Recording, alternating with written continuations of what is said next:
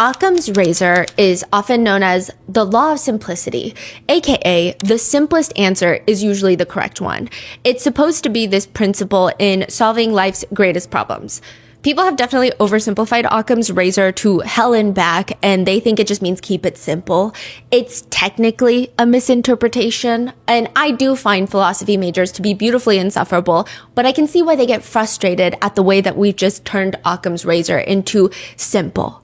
The main message of Occam's razor is if you have two competing hypotheses that equally explain the observed data, the one with the fewer assumptions should be the one that's selected. The emphasis is on having fewer assumptions rather than just picking the simpler one.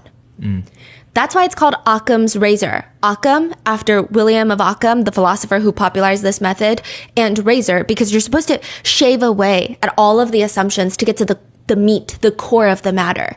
I see people referencing Occam's razor for the case of Celeste Rivas Hernandez and singer D4vd, aka David, that the simplest answer is the correct one, which I tend to agree that the very circumstantial evidence so far, at least the way that it's being presented by alleged sources close to the two, the way that it's being presented thus far, it does not look good for David. But even if that is the case, it's not a simple answer.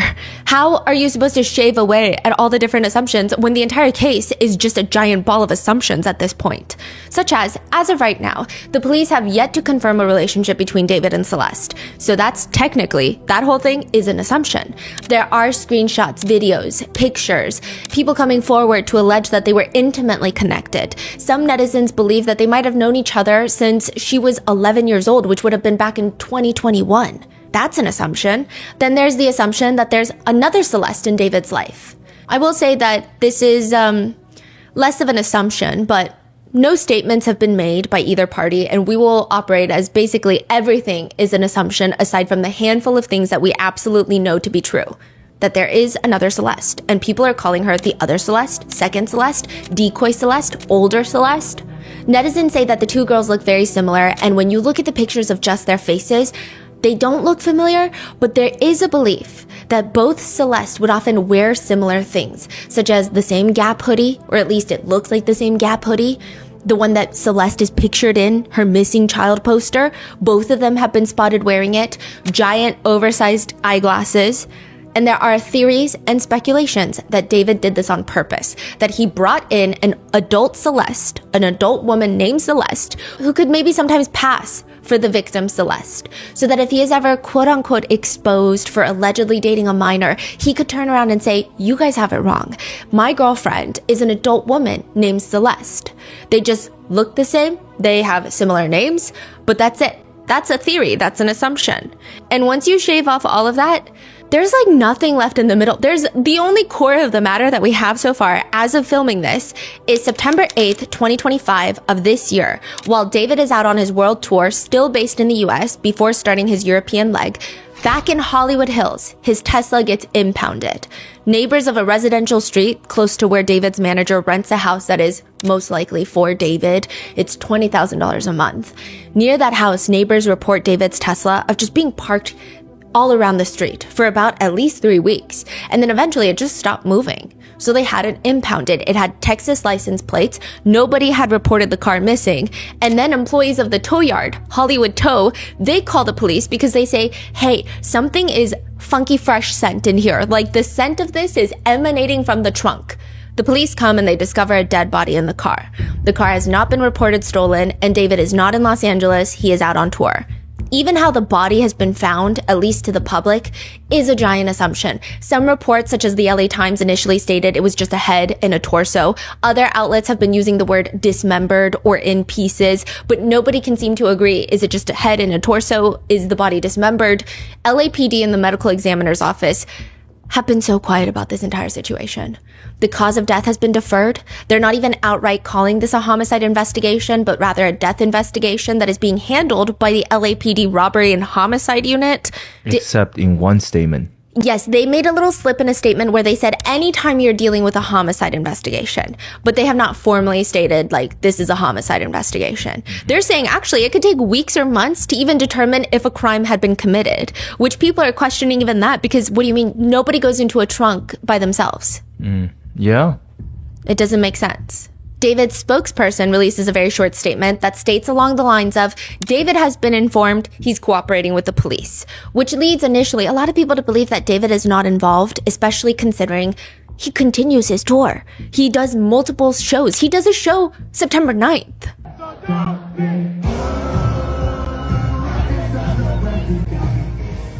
But there are growing questions. We know the body is a female in the trunk. She allegedly has a sh tattoo on her finger. It's alleged that David has the same tattoo. Now, I know that there are so many new reports saying that TMZ made that up and David does not have a sh tattoo. It's hard to find a lot of... means S-H-H-H. Yeah, like you put it on your right index finger to like hush. Rihanna popularized it, but there have been reports that TMZ lied about him having a sh tattoo. People are pointing to how on Instagram pictures, you don't see it. So some are saying, well, maybe he recently got it. Some are saying, well, maybe he edits it out of his Instagram pictures. Others are saying, and this is my opinion, if this is true, if all of this is no longer there. I had a finger tattoo.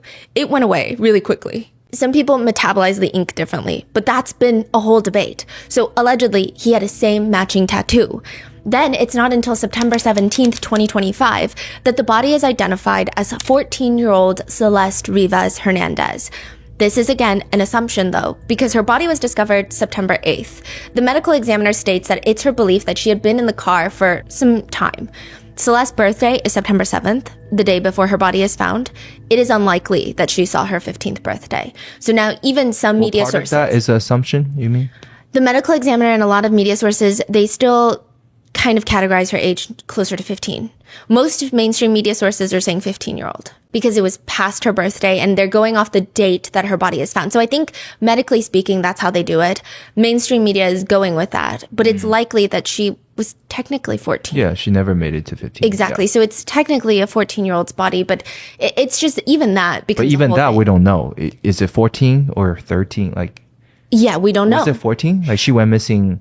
Friends say that they had contact with her July of 2025, so she would have been 14. Okay. But we cannot confirm even that. Yeah. We don't know who these friends are. The police haven't talked to them. They haven't verified metadata of text messages or calls.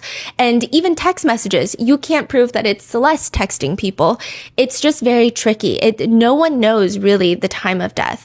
We can confirm. The only thing I will say is, this is the latest confirm that I got of someone seeing her. There's visual and a video that's been uploaded, was July of last year. 24? Yes. Oh. So it's all over the place. I mean, we really don't know. But regardless, her body is identified and David stops his tour. He makes no further statements. But judging by his wording of news outlets, his spokesperson is no longer the one that's being reached. It is his attorney. The Hollywood Hills rental home is searched by the authorities 2 days after that. They are seen walking out of his house with evidence bags, electronics, and they say that they are exploring all potential avenues. David has, at least at the time of recording this, has not been named a suspect. He has not been detained. He has not been arrested. He has not made any further statements. David has now moved out of the Hollywood Hills house that his manager was renting. The property owner states, they're moving out this week. The moving trucks will be here soon. They decided to move out because of the ongoing circumstances. They didn't want to be here anymore. But nothing more. Celeste's family have been very quiet as well publicly, and a lot of assumptions are being made by the internet. The police are quiet. David and his team are quiet. Celeste's family are quiet. This case has so many assumptions and coincidences and connections that I think that most people are uncomfortable with it. It just feels like maybe if there's one piece of circumstantial evidence, it's weird. But when you have 50 and then you have new ones coming out every hour, it's hard to remain completely neutral. And so with these elements, netizens have come up with a few theories. 5 theories to be exact. 1, he killed her for fame, a Hollywood sacrifice. 2, he's innocent. 3, he's involved, but maybe not first-degree murder. Perhaps there was an overdose. Perhaps there was something else that happened that he did not physically outright kill her. 4, this is a multi-part theory. David is guilty. I will say, again, he has not been arrested. There is a presumption of innocence until proven guilty in the court of law that everyone should receive, but this is just a theory. But there are theories that if he is guilty, it was due to his sick jealousy, or maybe perhaps she realized that she was being groomed and was ready to tell someone, or she was pregnant. And 5, there is a lot more that we don't know, and perhaps other people are connected. I will say the theories range from creations of somebody in a desperate need of going outside, just crazy, to plausible. But this is what the internet thinks happened to Celeste Rivas Hernandez, the 14-year-old little girl found deceased in the trunk of David's car. I'd like to thank today's sponsors who have made it possible for Rotten Mango to support NCMEC, the National Center for Missing and Exploited Children. They are the nation's largest and most influential child protection organization. This episode's partnerships have also made it possible to support our growing team, and we'd like to thank you guys for your continued support. As always, full show notes are available at rottenmangopodcast.com. A few disclaimers. There are going to be allegations of grooming, SA, CSA, as well as themes like gore. There's also a brief mention of potential dismemberment and decomp. Also, another huge part of this is that there have been zero convictions, zero arrests, zero anything. I mean, we really have nothing besides what the authorities have said in their very brief, very polished press briefings. That's it. We will be doing our very best to debunk or verify all of the online rumors, and there are so many online rumors. And then right when you think a rumor has been somewhat verified, it seems like most people believe it, and then someone comes out and tries to debunk it, and then it sounds plausible. And so things are going to be moving and things are going to be changing nonstop. So I don't even know how dated this episode is going to be. So just keep that in mind. I mean, in a month, everything could be different. We'll just have to see. We also want to disclaim that all screenshots or media posted by people online can be edited or faked. We did our best to try and verify everything, but I mean, I'm not an expert on how AI creates pictures or deepfakes. I've tried my best to make sure we get to the original tweet or the original source and then see if there's anybody pointing out anything that's clearly, obviously AI generated. But even that has been very difficult. So with that being said, let's get started. One of David's neighbors decides that they're going to talk to the media about David and Celeste and what they saw. But they're going to be unnamed, which makes sense.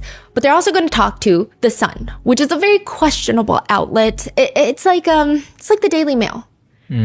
So take it as you will, but they speak to The Sun and they allege that Celeste, the victim, the 14-year-old girl, was living with 20-year-old David in his Hollywood Hills house. They say he was with the girl regularly, like all the time. I would be in my car and we would acknowledge each other, say hi.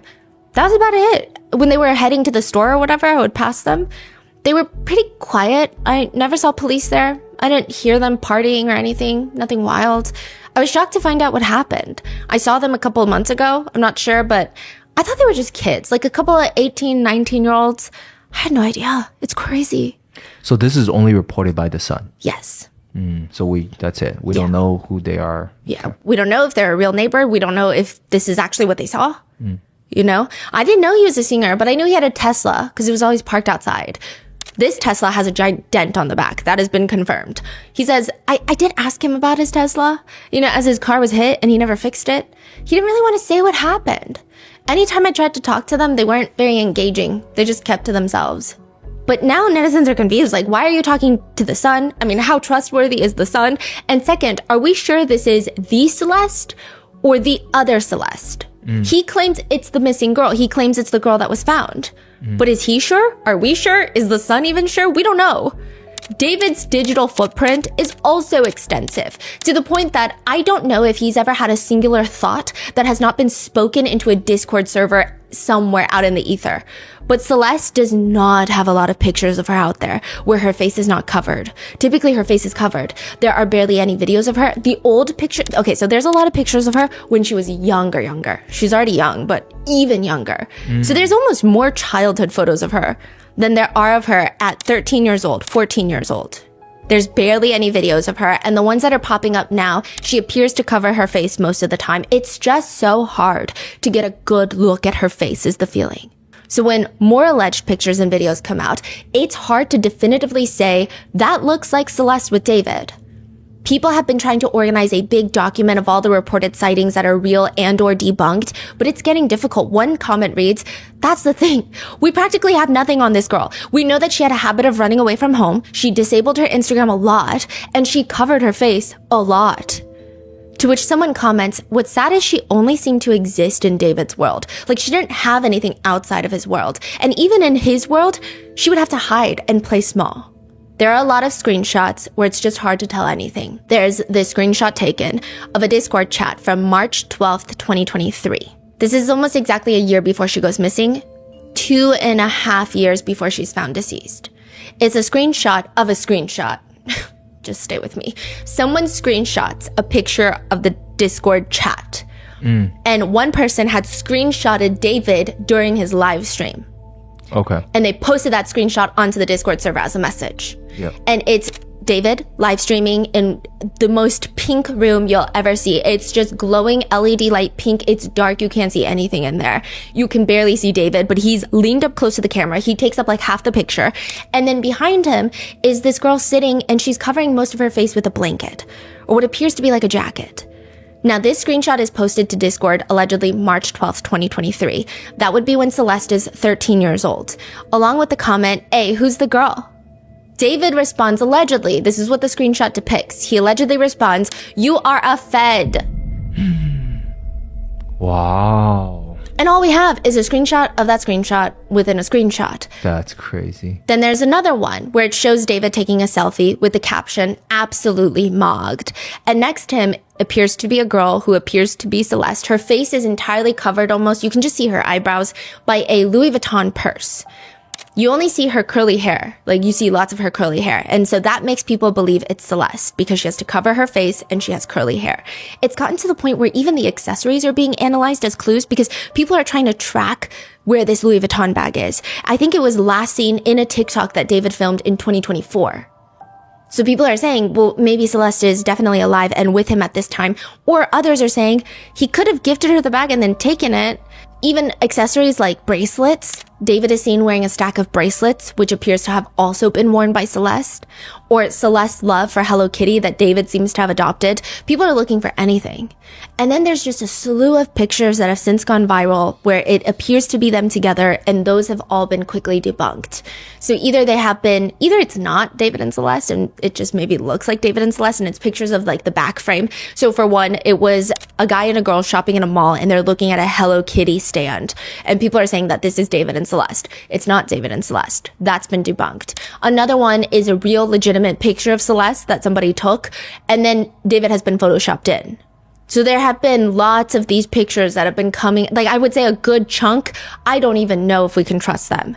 And then another good chunk, we don't even know if it's Celeste. For example, there is a video where David and a girl are inside of this arcade. People are recording them and people are saying, look, it looks like Celeste and it looks like she's hiding. It looks like David is trying to get her away from the camera. But this seems to be the adult Celeste. If you look at her hair is in braids. It looks more like the adult Celeste. Her facial features, she just definitely looks older as well. And so there have been all of these different things that have come out, and it's unclear who is the Celeste. I will say there are two pictures that people believe are the real Celeste. So one of them is a FaceTime screenshot. Whoever is FaceTiming David takes a screenshot, and they caption it, "Celeste and David don't let me sleep." And you see both David and Celeste like peering into the camera. And you can tell it looks like the young Celeste? Yes, this looks like victim Celeste, but again, we don't know if this is a real picture, if it's been edited. But then this person, whoever took the snap, yeah, we don't know who that is either. Yeah. That is so strange that so many people around them know about what's going on, but everyone's so quiet. A lot of his friends have come out. Oh, yeah? A group of his friends have come out to say that they thought Celeste was 19. They thought she was in college, and they understood her to be attending USC. Okay. So okay. But again, we don't know if they're talking about 19 or 23-year-old Celeste. But they're probably talking about the young Celeste. Otherwise, why would they say, I thought she was in college? Right? Mm-hmm. Otherwise, that wouldn't make sense. Yeah. And even the other Celeste, if she can just verify when her and David got together. So that is why there's a lot of new theories that are happening.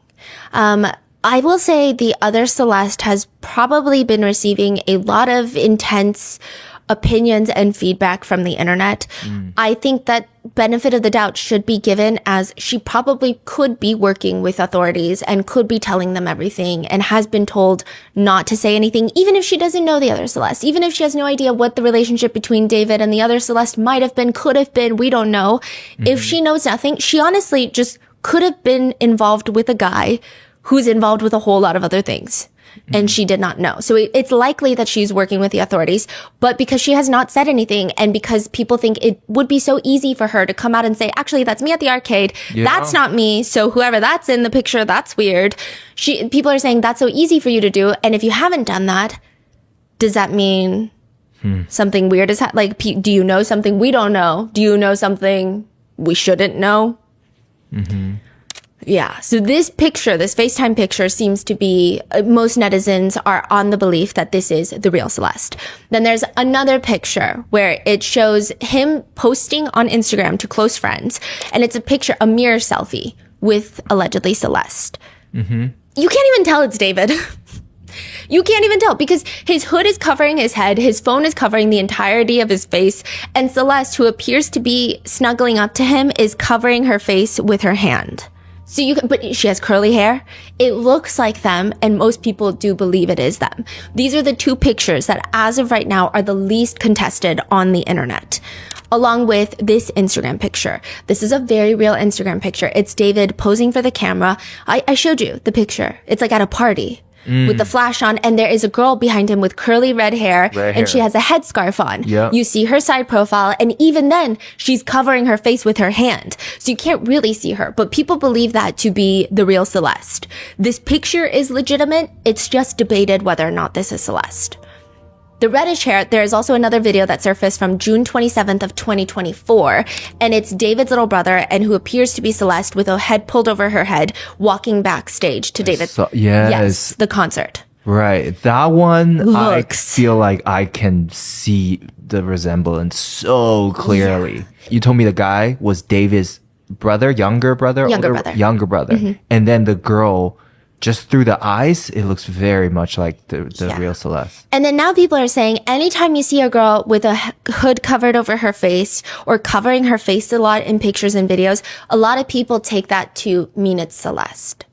Because even in that concert video, she doesn't cover her face because I don't even think she knows someone's recording. But when someone calls David's little brother's name, she looks back and she looks timid and she's got the hood covered over her face and she's like, what's happening? And then she like goes into backstage. So people are saying the older Celeste, she never really hides her face. Yeah. Because she probably doesn't need to. Right. I see the theory on that. So anytime you see a girl who's covering her face, and then there have been problems because David has another friend, two friends actually, who have wavy curly hair. I mean, this is not like a very rare hair type, right? And so they will be pictured in the back of photos, but you just see their curly hair. And so people are saying that's Celeste, right? But I think when you just see their back, it's hard to say. People are saying when you see some of her face and it's covered, it's likely Celeste. Is the internet theory. We could be completely wrong. People also believe that the live stream where a girl is next to David saying, is it controversial of you kids? That is most likely the real Celeste. I media trained you. No, you didn't. That's controversial. It's controversial of kids.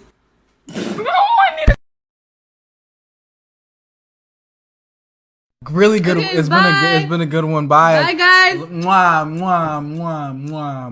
Oh my. Delete everything. Delete everything. Everything goes. But as of filming this, the most recent sighting of Celeste that can be confirmed was posted on TikTok by a family friend of Celeste onto her personal TikTok account. And she posted it back in July of 2024. Okay. Meaning this can be pretty much dated, right? It's not like all this news is coming out and she posts this and we're like, we don't know if this is from a year ago, 3 years ago. We don't know. The video was posted at least a few months after Celeste is reported missing. And in the video, you see it's like a very long video of a family gathering in someone's backyard. And then you see Celeste come into frame. And at the very end, she's on her phone. She says hi to the adults briefly. She looks uncomfortable. And then she glances at the camera filming behind her. She looks very uncomfortable. The comments of the original video have been turned off. However, other people have been reposting it. And I mean, there's a lot of comments. There are some people debating whether or not Celeste lied to David about her age, which I will say I agree with most comments of she looks like a baby. I mean, I don't know why people think that she could get away with lying as being a college student. Some people have been making remarks about her body type, her body figure. She literally looks like a baby. Like if you look at her face, she looks like a child. I don't know how else to put it. Other people have been agreeing with me and they're commenting, she literally looks like a child. If you look at her face. So even if she ever lied about her age, look at her. She's a baby. People are using the Cardi B meme because they're like, just look at her. Like, she's a baby. What are these people saying that she lied about her age and David is innocent? And another thing, I will say, side note, even if she did lie about her age, as mentioned before, there is a belief that Celeste used multiple fake IDs to get around and to go to parties. I think it's one thing if you're at a party where there's so many people around. Everyone has to be 18 and up to get in. I don't think I'd be looking and going, I don't know if you're 18, because there's so much happening. But I think when you sit down and you get to know someone, if they're lying and they're saying that they're 19, but they're actually 13, 14, I think within an hour, you're getting a little suspicious. It's just the amount of development that happens in those years. It's not really something that you can lie about easily. So that's just to say there might be people who have met the real Celeste at parties, at events, at gatherings. And I don't think it's necessarily their fault if they did not know that she was 13 or 14. But I'm saying if you're in an intimate setting with someone and you see their face up close and you're talking to them, having a conversation with them, it's very clear when someone is of a certain age. Other people are commenting about that video. How did Celeste's family know that she was around? This is after she's been reported missing last year. One comment is just focused on that, and they're saying it doesn't make any sense. Like, do her parents not care? Do her family not care? There have been lots of people very upset with Celeste's family about not having better care for their child. There has been discourse that I don't think that I can necessarily get involved with of how different types of minority families will often treat their daughters like adults too early. So that's been a huge discussion in certain communities. And I can see how that could be applicable even in like an East Asian household. But then also there have been conversations of her dad is back and forth from Mexico, that he's not even in the country most of the time. Her mother does not speak English well. And they are of a socioeconomic class where the police don't really necessarily take them seriously. Also, if her mom does not speak English, perhaps she knew that Celeste was dating someone named David. I also think that it's a very tricky balance of trying to get your daughter or your children to not do something by telling them to not do something. It's very hard because you could be pushing them to run away more because you're being too restrictive. I don't know. I'm not a parent, but I just imagine that there is a lot of complicated things. And I don't know if jumping to conclusions is the best part, but I do think that there could have been a lot done to help Celeste. And I think we can probably place blame more on the person who harmed her, and then the police. And then as of right now, nothing has come out about the family as what we know. But there are people alleging that her family was paying her out, that they were receiving money from David, that her sister specifically paid her out. That becomes a huge topic of conversation because it's a comment on Reddit that started gaining a lot of traction. This is about David after a body is found in his trunk, but before the body is identified.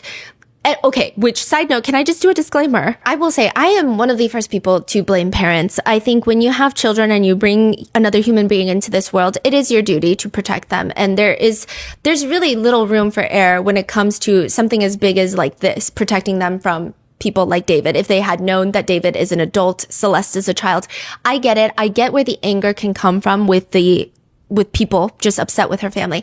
But I think the problem is, there's a lot of things that we don't know that have not been confirmed, and then the allegations are just growing larger and larger. I think the initial few days, the anger with Celeste's family was more so, how could they let her run away multiple times? How could they know that she's dating someone named David and do nothing about it? And David is an adult. Like, how do they not know who her boyfriend is? And if they knew that he's an adult, they shouldn't let them date. There's reasonable emotion there. Yeah. But I think it's just ballooned into their her out, they're selling her, they knew and they didn't care because David's rich, they set it up. Like, there's so many allegations, and I think the problem with these allegations is if this is a family who clearly is not on the internet and they're getting this influx of hatred all of a sudden, they might be more reluctant to talk to the police and tell them everything because they might get paranoid that they did something legally wrong. They did something criminally punishable. Of not protecting their daughter enough. And like, even if they did something criminally punishable, they should be able to tell the police so that justice can be served there, and it could help serve justice for Celeste. So I think it's a lot right now. Like, everywhere I look, the rhetoric is getting very intense. And I think a lot of it stems from this comment. Not that anything is wrong with this comment, but I think this is the proof that netizens are using to kind of funnel this narrative, which the day after a body is found in David's trunk, before the body is identified, there is a Reddit comment. This guy's a weirdo. A close friend's little sister from Lake Elsinore ran away last year, and this is who she was with. We think her sister was her out. She was in the 7th grade at the time, and LAPD sweeped his place in the hills. I'm terrified. That's who's in the car. Nobody has heard from her in months. I won't release names as she's still a minor, but she was from Lake Elsinore. People were actually initially upset with the OP because this is before Celeste is identified, writing, I strongly doubt this is true. He has a very public social media presence and there's no one underage in his road crew. I've only heard good things about David from tour and venue staff. Don't stuff posts like this with all the speculation going around. You're gonna just feed wild witch hunts like this.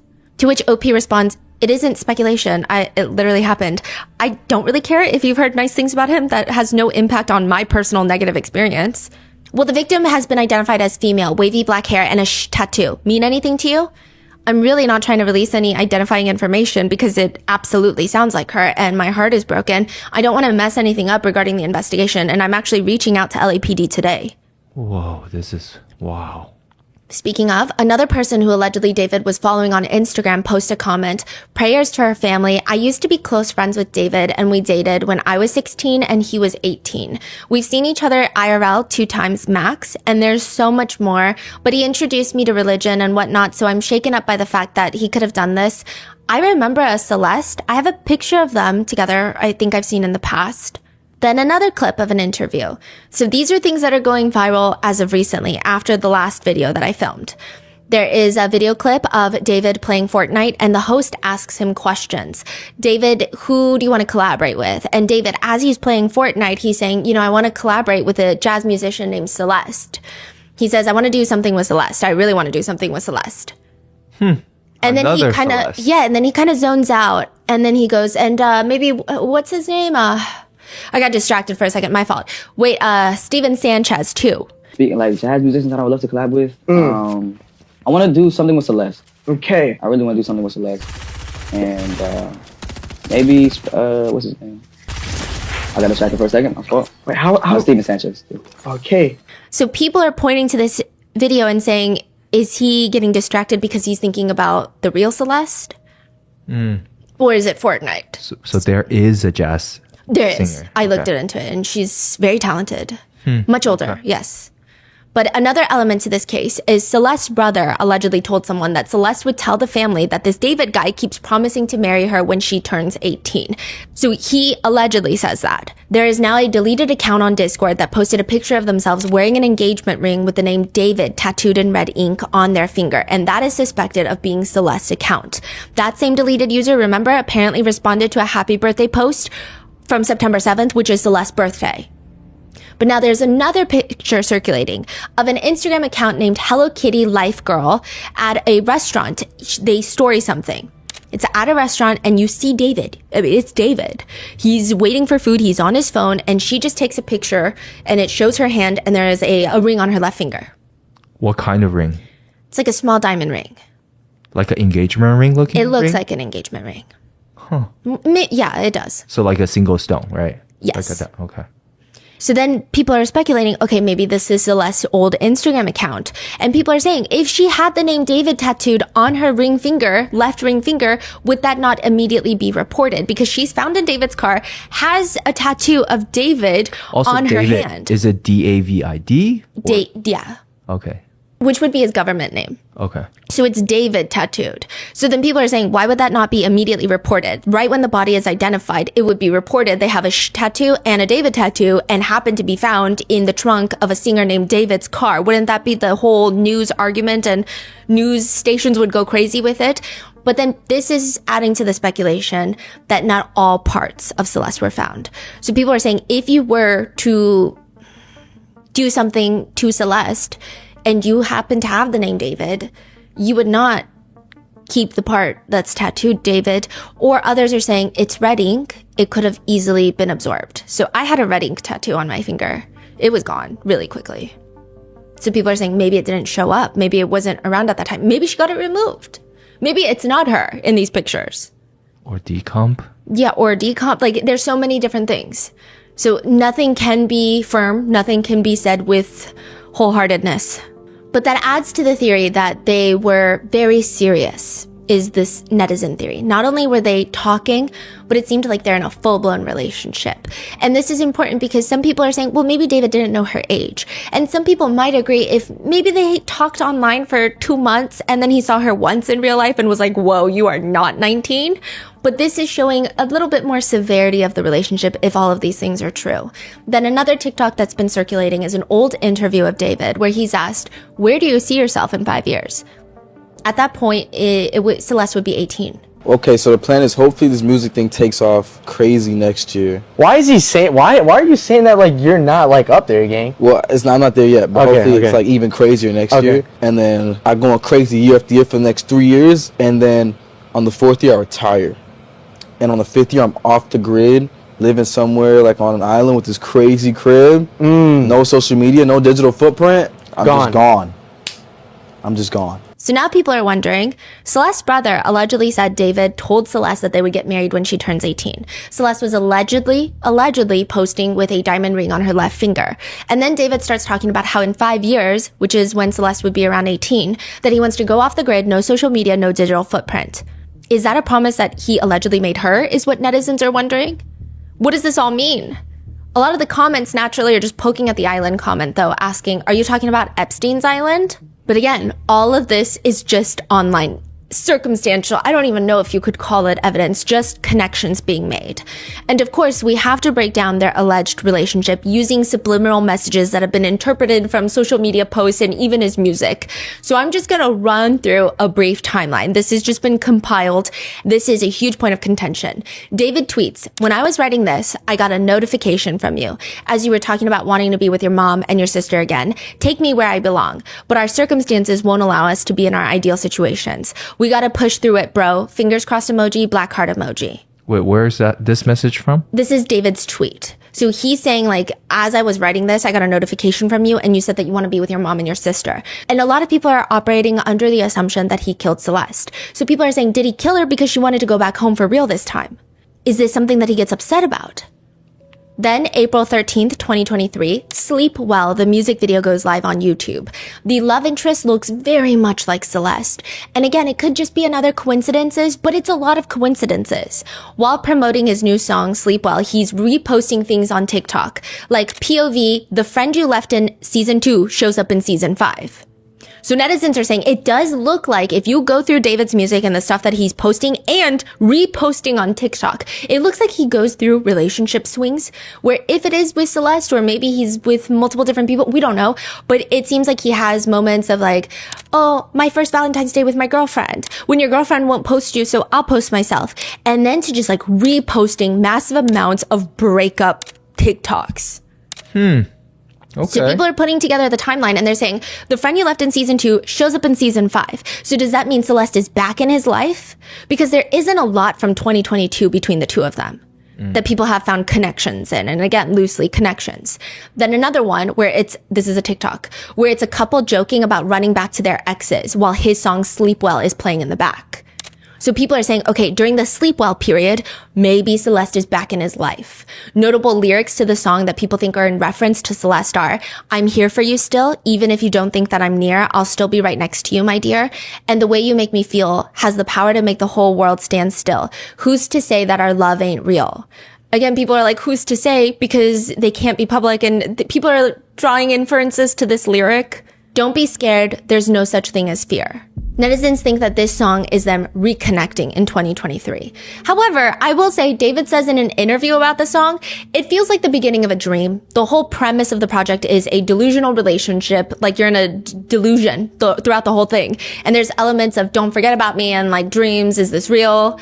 The host explains, I mean, when you listen to the song, it's almost like, and I mean this as a compliment, there's a creepiness to it. You sleep well, I'm watching. David says he wants to make sure that the songs in his album make you transition through this love-hate relationship. And this one seems kind of like a lullaby almost. And then there's another way that he's been promoting this song. There's one TikTok that he posts where it shows him leaned up against a white wall and a projector is displaying an image behind him. And it's an image of a girl. So it almost looks like they're sitting together, like the ghost of her is sitting there and he's sitting against the wall and the words are popping up on the screen. It's the lyrics to Sleep Well. It's very creative, very symbolic, but a lot of people are saying the girl looks like Celeste. And it's just, I'm here for you still, even if you don't think I'm near. I'll still be right next to you, my dear. And then at the very end, the projection image of the girl disappears and fades away. The next month, he promotes the song Backstreet Girl, where he posts on TikTok and the caption is, y'all are not hearing me. And it's about, well, the lyrics playing are, loving her way too soon. Again, people have a field day with that one. But I don't want to wait too long for someone to love you before I do. So people are saying it's almost like he's competing with the underage boys who are trying to get in a relationship with an underage girl and he loves her way too soon. That's like a whole crazy conversation that is an assumption. Everyone's just making assumptions. I'm just saying all of this is alleged. We don't know anything for a fact yet. But people are really saying this is kind of a crazy one. But David says, no, it's not. David does in a previous interview. I remember I was on Discord about this song. It's this unreleased song. It's called Backstreet Girl. It might be on the project. It might not be. I don't know. So this is before it's released. But this guy was like, yo, can you write a song for my girlfriend? Her name's Allie. She's from the Backstreet, like Allie in the Backstreet. And I was like, say less. The next day I showed him the song. He was like crying on the mic. I'm like, yo, chill. David states, though, that the only information that he got from the Discord guy is that his girlfriend's name is Allie and she is from the Backstreet. And then in another interview, he says that the guy is trying to date someone named Allie. So we don't know.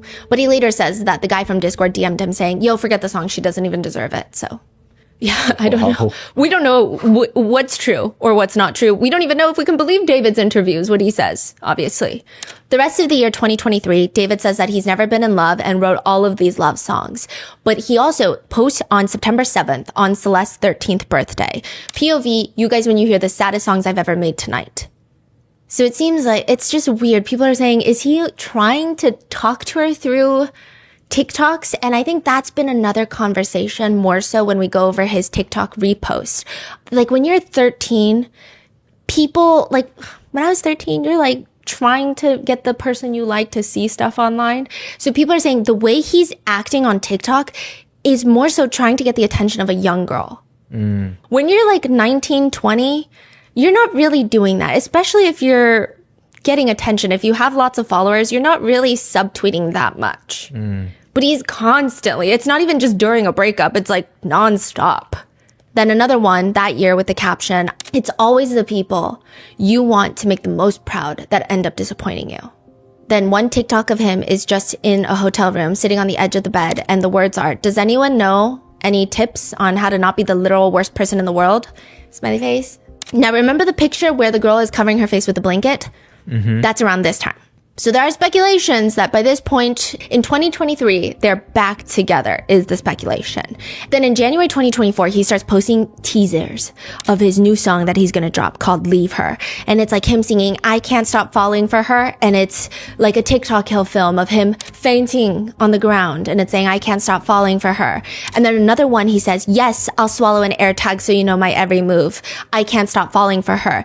Meaning when a girl tells him, yes, David, I will swallow an air tag so you know my every move, he can't stop falling for her. Okay. Or another one that reads, when she does the bare minimum and it's the most romantic thing I've ever experienced, I can't stop falling for her.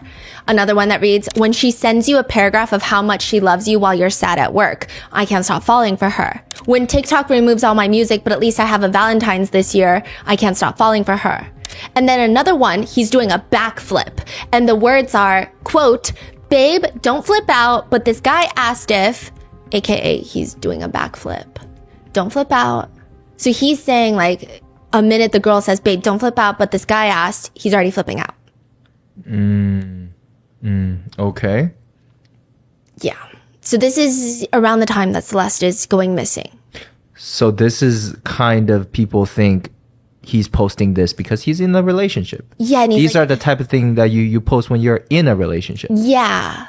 And people, you know, there is argument of like, well, he's writing love songs, so technically he could just be promoting his song. Right. But then others are saying these are like oddly specific things. Just because you're writing a love song, you don't want people to swallow air tags. That's actually not PR advice to give as a celebrity. I see. But then people are saying he's like an edgelord. He's trying to be edgy and fun. Got it. It's weird. Now, not nearly as relevant to anything, but this is actually the song that David was performing when he failed his backflip and fell on his head at Coachella. Yeah. But he's also posting a lot of videos on TikTok around this time, just repping Hello Kitty as if he's trying to get a brand deal. It's also around the time that he posts card declines at therapy, but they bring in the Hello Kitty girl from 2021. So this is the heavy Hello Kitty. Heavy Hello Kitty phase. And you said this is the time when Celeste goes missing. Early 2024. Huh. So people are saying they probably met in 2021. 2022, it seems like they didn't have a lot of interactions from the crazy connections that were forming together on the internet.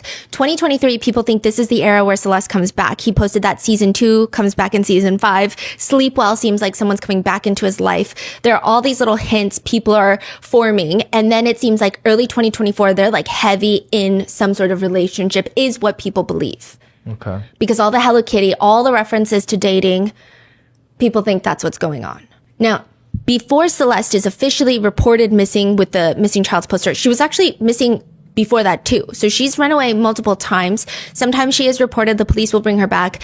I don't know if she's reported every single time. I'm sure the police are also looking into that. But February 14th, it has been reported by those who know Celeste that she ran away on Valentine's Day.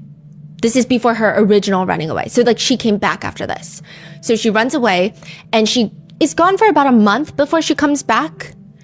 And if that's the case, that means she probably went home around mid-March. Well, the end of March, David posts a live performance of his song, My House Is Not a Home. And the caption reads, imagine leaving everything behind for someone that don't even want you. So some people are saying, is he referencing Celeste's parents? Like her family? Like imagine leaving everything behind when your family doesn't even want you? Or is he saying, that's what I did. I left everything behind and you still left me. Say that one more time. Imagine leave everything behind for someone who don't even want you. Yes. So is it, look at what you did, that's so dumb, or is it, woe is me, I'm so dumb? Either way, people think it might have to do with Celeste. But by April, he posts an animated picture of a girl sitting next to the guy, and this looks like Celeste. So it looks like the Here With Me music video that also looks like Celeste. He uses that graphic a lot. And it says, he captions it with his own lyrics, I don't care how long it takes as long as I'm with you. I've got a smile on my face. A few days later, Celeste runs away again. And this is when she's reported missing. And 2 weeks after that, David announces on TikTok that he's finally going to write happy songs again because his depression has been cured. 2 weeks after that? Yes. Whoa. But that same month, a lot is happening. So David is saying his depression is cured. But a few weeks later, there are alleged text messages between Celeste and her friend.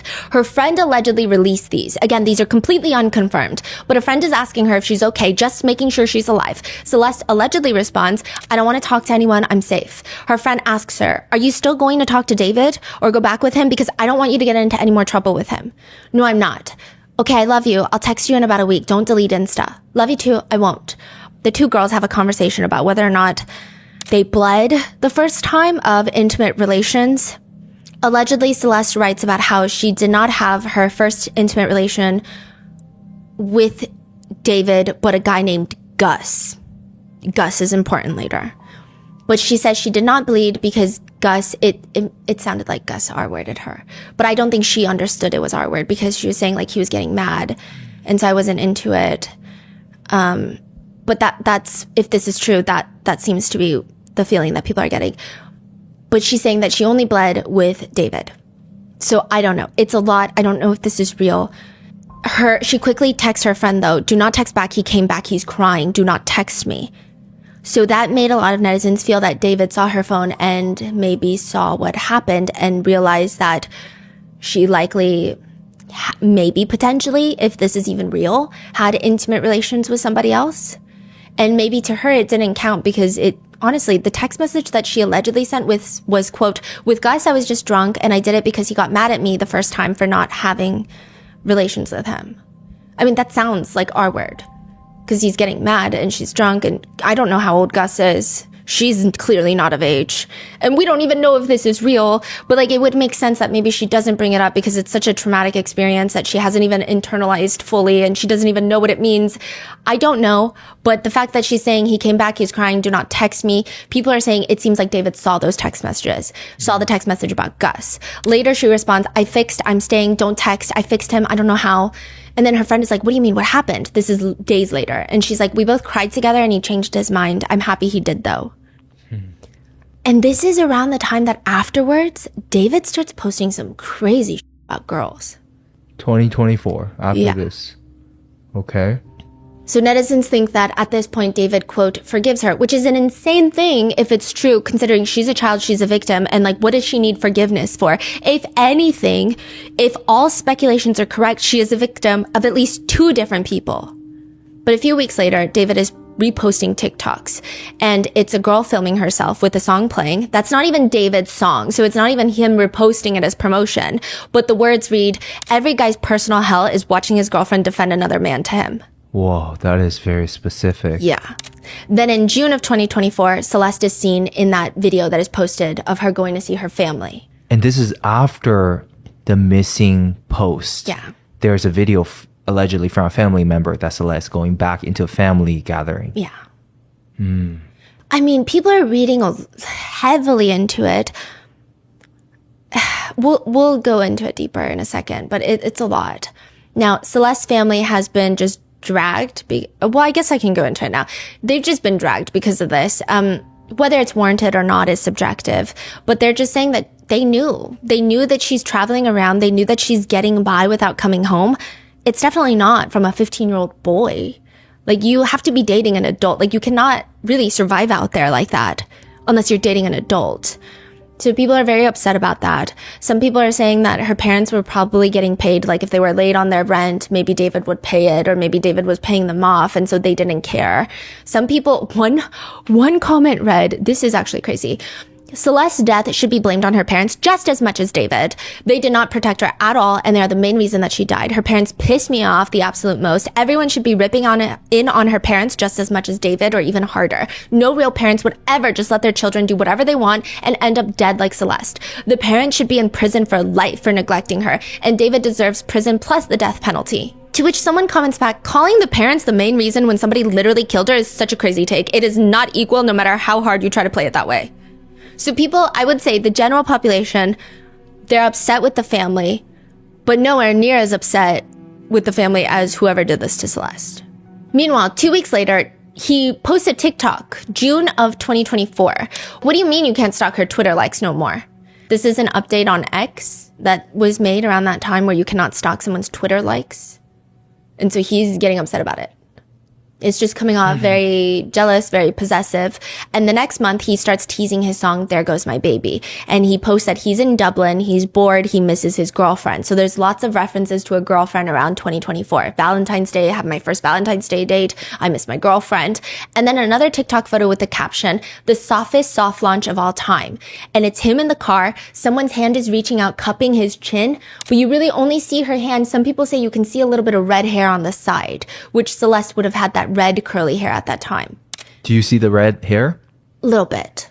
But then some people are saying her skin looks really pale. But I will say the inside of the elbow, like this arm is usually a little bit different from lighting is always exactly. tricky. And it's a very bright car. I think it's a Tesla and it's very bright that day. It looks, so people are like, no, even with the red hair, her skin tone is different. So there's lots of debates. Color is very hard to tell color. It's very difficult. And then he has a Hello Kitty phone case. Yeah. From what I could tell, it does not appear that the older Celeste has as strong of a connection with Hello Kitty. Celeste went missing in Hello Kitty Crocs. It seems like she does have a strong liking for Hello Kitty. Yeah, that's crazy. Yeah.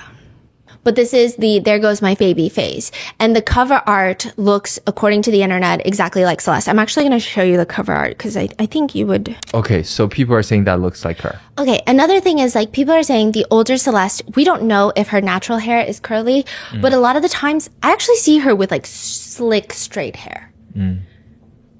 That seems to be her preferred hairstyle, whereas the Celeste, her very natural, very wavy hair is in almost every single photo, unless she's like wearing a wig and it's always like a bright blue wig, which we'll get into that too. There's a picture of her wearing a bright blue wig with bangs, and then David is seen wearing that same wig at an event. I mean, netizens have gotten really crazy. Some people are saying that there's no way that that's the same wig because David has a really large forehead. So like the way that it's landing on his forehead, the way that it lands on her forehead doesn't make sense. So there's been lots of debates, but it's just so many coincidences. It looks like the same blue wig. And then where it lands, also based on how you adjust it. Yeah. Isn't it? Like you can pull it down, you can pull it up. Okay. But there is this There Goes My Baby. The cover art looks, according to the internet, exactly like Celeste. It's just, you see the back of a girl with very curly hair sitting down on a really, really long, tall swing. Like the ones that hang over mountains for those like Instagram pictures. But it's very cinematic. She's swinging and you just see the back of her. She's wearing a dress and the mountains below her, potentially the Hollywood Hills. It just looks reminiscent of that, and it looks like fires are breaking out, and the sky is orangish red. On Instagram, David writes, "There Goes My Baby, out July 12th. This is a song I wrote about letting go of someone you love and letting them become their own person. Watching them become that person and realizing that you may have been the problem, but also being happy for the person they've become. I'm so excited for you to hear it." And in one of the videos, a TikToker goes up to an artist and is like, "Hey, what are you listening to right now?" You know, that's like that trend. And the artist will promote their new song, that style of video. David is doing that for There Goes My Baby. And as he's walking off, you see him holding a Hello Kitty phone case. Relevant lyrics to the song read, "There goes my baby, out of my reach. Why won't you take me? It's so hard to breathe. Why did you leave? There goes my baby, finally free. Why did you waste all my time? You were bored and I was alone. Feels like somebody's taking my life. There goes my baby, out of my reach." The song ends with the lyrics, "Real, is your love real? Darling, I've lost my mind." Around that time, There Goes My Baby comes out. He reposts a TikTok that reads, "Me explaining that according to psychology, when someone knows they treated you wrong, they avoid you. It's called a guilty conscience. They lack the maturity to apologize for their disrespectful actions, and because they lack accountability, they simply remove themselves from your life." People think this is in reference to Gus. Then from August to November, David is very busy. He's just traveling everywhere, mainly in Asia, Singapore, South Korea, Hong Kong, Japan. And by December 2024, he releases Where Did It Go Wrong? Notable lyrics include, "Where did it go wrong with you? I don't belong with you. It's a tragedy. I really thought you were meant for me. How could you lie to me? Every kiss put a cavity between my lips. I don't really want your love no more. I swear, 'cause I don't need it. And I don't mean to be conceited, but I'm the reason you're still breathing. Is it love or lust? I can tell you're fiending. You told me I was special, girl, but that does not mean anything to me." And near the end of the song, you hear a girl's voice. Like, you know how Drake used to do that thing where he like inserts voicemails? I don't know if he was the one that did it. I don't know. I just remember there's lots of songs where it's like voicemails. Yeah. Like, "I miss you. Where are you?" Well, near the end, you just hear a girl's voice saying, "You're special, David." And he writes, "Making a song for Arcane," which was a previous collaboration he did, "inspired me to make my most heartbreaking song yet." David says about the music video, quote, "I get the shot at the end and I'm like, I die. And then this trailer comes out and then you see the bullet hole in my chest and I get carried away by cult members. And like, it's just like a thing." What? So he's just saying like this is the darkest song and that it's, it still connects to how everyone is connected by the invisible string theory. He says, "I love that theory that everybody's connected." And so it even traces back into all the music videos. Now, by the end of the year, he's building Hello Kitty skateboards. He's singing to his Hello Kitty plushies. So he's like, singing to my Hello Kitty plushies because they're the only ones that don't pressure me to release new music. But then February of this year, he complains on TikTok about how he doesn't have a Valentine. So this is 2025.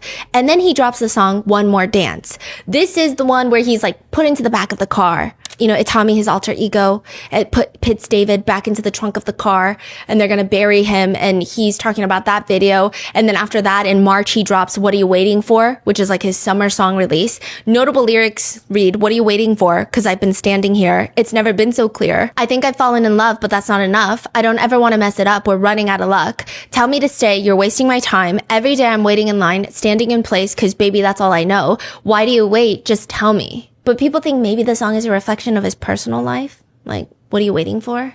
He's basically saying like, why do you keep leaving? Some people think it's like around this time, maybe Celeste left again. And then he's like, I'm just waiting for you, but you're not doing that for me. Which again, is like a crazy way to look at the situation if the situation is what we think it is. Netizens also spot a black Louis Vuitton bag on his couch around that time when he is filming a TikTok. That is the same purse that was covering allegedly Celeste's face in a selfie that they took together, remember? So maybe people are saying this points to he was back with Celeste. Celeste is still alive. We don't know. Then David goes to Coachella, falls on his head, and then he releases his Withered album and does a bunch of press for it.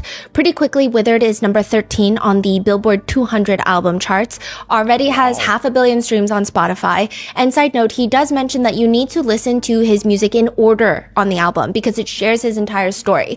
So that's exactly what we're going to do because people think Withered has everything to do with Celeste. His other songs, people are saying, well, that was in 2022, that was in 2023, we don't know. People think Withered is about Celeste. So he says he tries to write the album in the United States, but he can't do it. So then he goes to London because he loves the gloominess. He and his 3 friends made a song a day for 2 weeks. He says, I documented the whole process on camera just to see my creative process and, without people around me and then with people around me. And that's another thing. A lot of netizens think that's why the police are taking so long because he's documenting so much stuff. Maybe the police are also combing through things like that. He says, this is my first album. It's all me. Because previously it was EPs. So this is like his first, I guess, fully fledged album. I'm not sure how it works, but he's saying, this is my very first album. It's me. All these experiences, it's all about love, bro. Yeah, like the past 2 years, my own relationships, my own hardships, everything is super authentic and super raw and super me this time. So this is the first time he came out and say, these songs are my story from my experiences. It's raw. Everything is from my past 2 years. Yeah. I mean, could that be marketing? I don't know. Right. But even before, he said it wasn't, sometimes he said, it's not my story. I've never been in love. I've never experienced heartbreak. I would go on Discord. I'd chat with people on Fortnite. Yeah.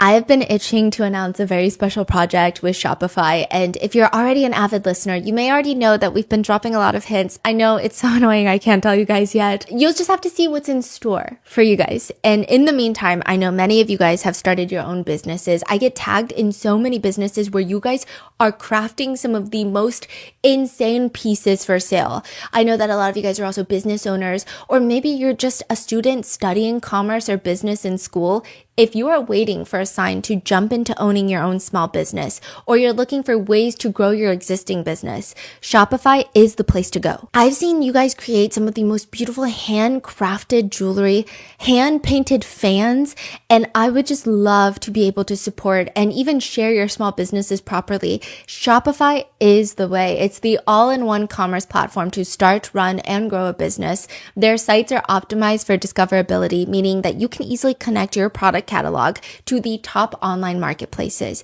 Plus, their customizable templates allow you to choose from hundreds of feature-packed themes used by millions of existing businesses. And you can just focus on turning those what ifs into why nots and keep giving those dreams the best shot with Shopify. Sign up for your $1 per month trial and start selling today at shopify.com/rotten. Go to shopify.com/rotten. Shopify.com/rotten.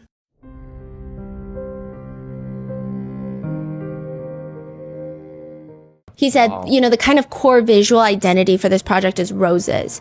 And this string, the red string. As I said before, I view myself as this rose. Very beautiful, but can stab you, can hurt you with the thorns. And with the withering process, withered, it's kind of like the decay and the withering away and the ending of the life cycle of this rose, kind of signifying the end of an era. Not a debut introduction to David, it's a continuation and almost a goodbye to David in a way. There's going to be a lot of insight and a lot of explanation and context to these songs that I'm going to drop in the album that, it's going to contextualize the entire project and give you insight to my brain and what I was thinking when I was writing these songs and things like that. So it's going to be exciting. Songs include Atomic Land. Debated lyrics include, there's something about you that I don't understand. If my arms were around you, would you love me again? Love was never this dangerous. This is Atomic Land. But also the lines, oh, we could be imaginary, but you're real to me. People suspect this is about the allegation that he hid Celeste. So it's almost like their relationship is imaginary, but he's like, no, but you're real to me, is what netizens have taken it as. He continues, you're my guardian angel, but you act like a demon. You don't believe in the afterlife, but babe, just know I've seen it. Then Sky, a song he says he wrote because he was inspired by Chicken Little. What? Which there's not really, it's just talking about the sky is falling down, which is very Chicken Little coded. So there's not really too many notable lyrics from that one. And then the song, You Left Me First. Notable lyrics include, you left me at my best. I loved you at your worst. How ironic is that when you left me first? It never makes sense to me, falling deeper into jealousy, because I can't help the thought of you with someone else. I know the truth. So people think this is about Gus. And there's a girl's voice at the end, like a voicemail that says, I sound so stupid right now. I've been so selfish and I can't stop thinking about you and what I did and how it's affecting I just wanted to say I'm sorry. I really am sorry. People are saying, okay, we don't know what Celeste sounds like. We don't know. But the family does, right? Yes, the family does. But remember that clip of her in the live stream, allegedly her in the live stream, where she says, is it controversial of you R-wording kids, right? Mm-hmm. I media trained you. No, you didn't. That's controversial. It's controversial of kids. It's been a good one. Bye. Bye, guys. Mwah, mwah, mwah. Delete everything. Everything goes. That people have taken that and they say, if this is Celeste, let's reference the voice in his songs. And all they do is pitch it up a little. Because the voice in the song sounds very deep. I sound so stupid right now. I've been so selfish and I sound so stupid right now. I've been so selfish. It's controversial of kids. Bye. Bye, guys. Now, there have been more debates about it because some people are saying, actually, the voice in the music videos and even the girl in the live stream almost have like a New York accent. And he's originally from New York. He moved to Houston when he was 13. He did say in an interview that his very first girlfriend was from New York. So is this a New Yorker that he was dating and not Celeste? Is this somebody else? But then other people are saying, well, actually, a lot of people in like the Latino community, they have accents that don't sound like LA. I think people were expecting like an LA Valley girl accent because she's from around Los Angeles. Okay. And like, who's to say? Because, LA is not Valley girl. That's not even who came to LA. You get what I'm saying? I'm trying to say. Yeah. That might not even be the native accent of Los Angeles. It's just become the popularized one is the Valley girl accent. So that's been a whole debate.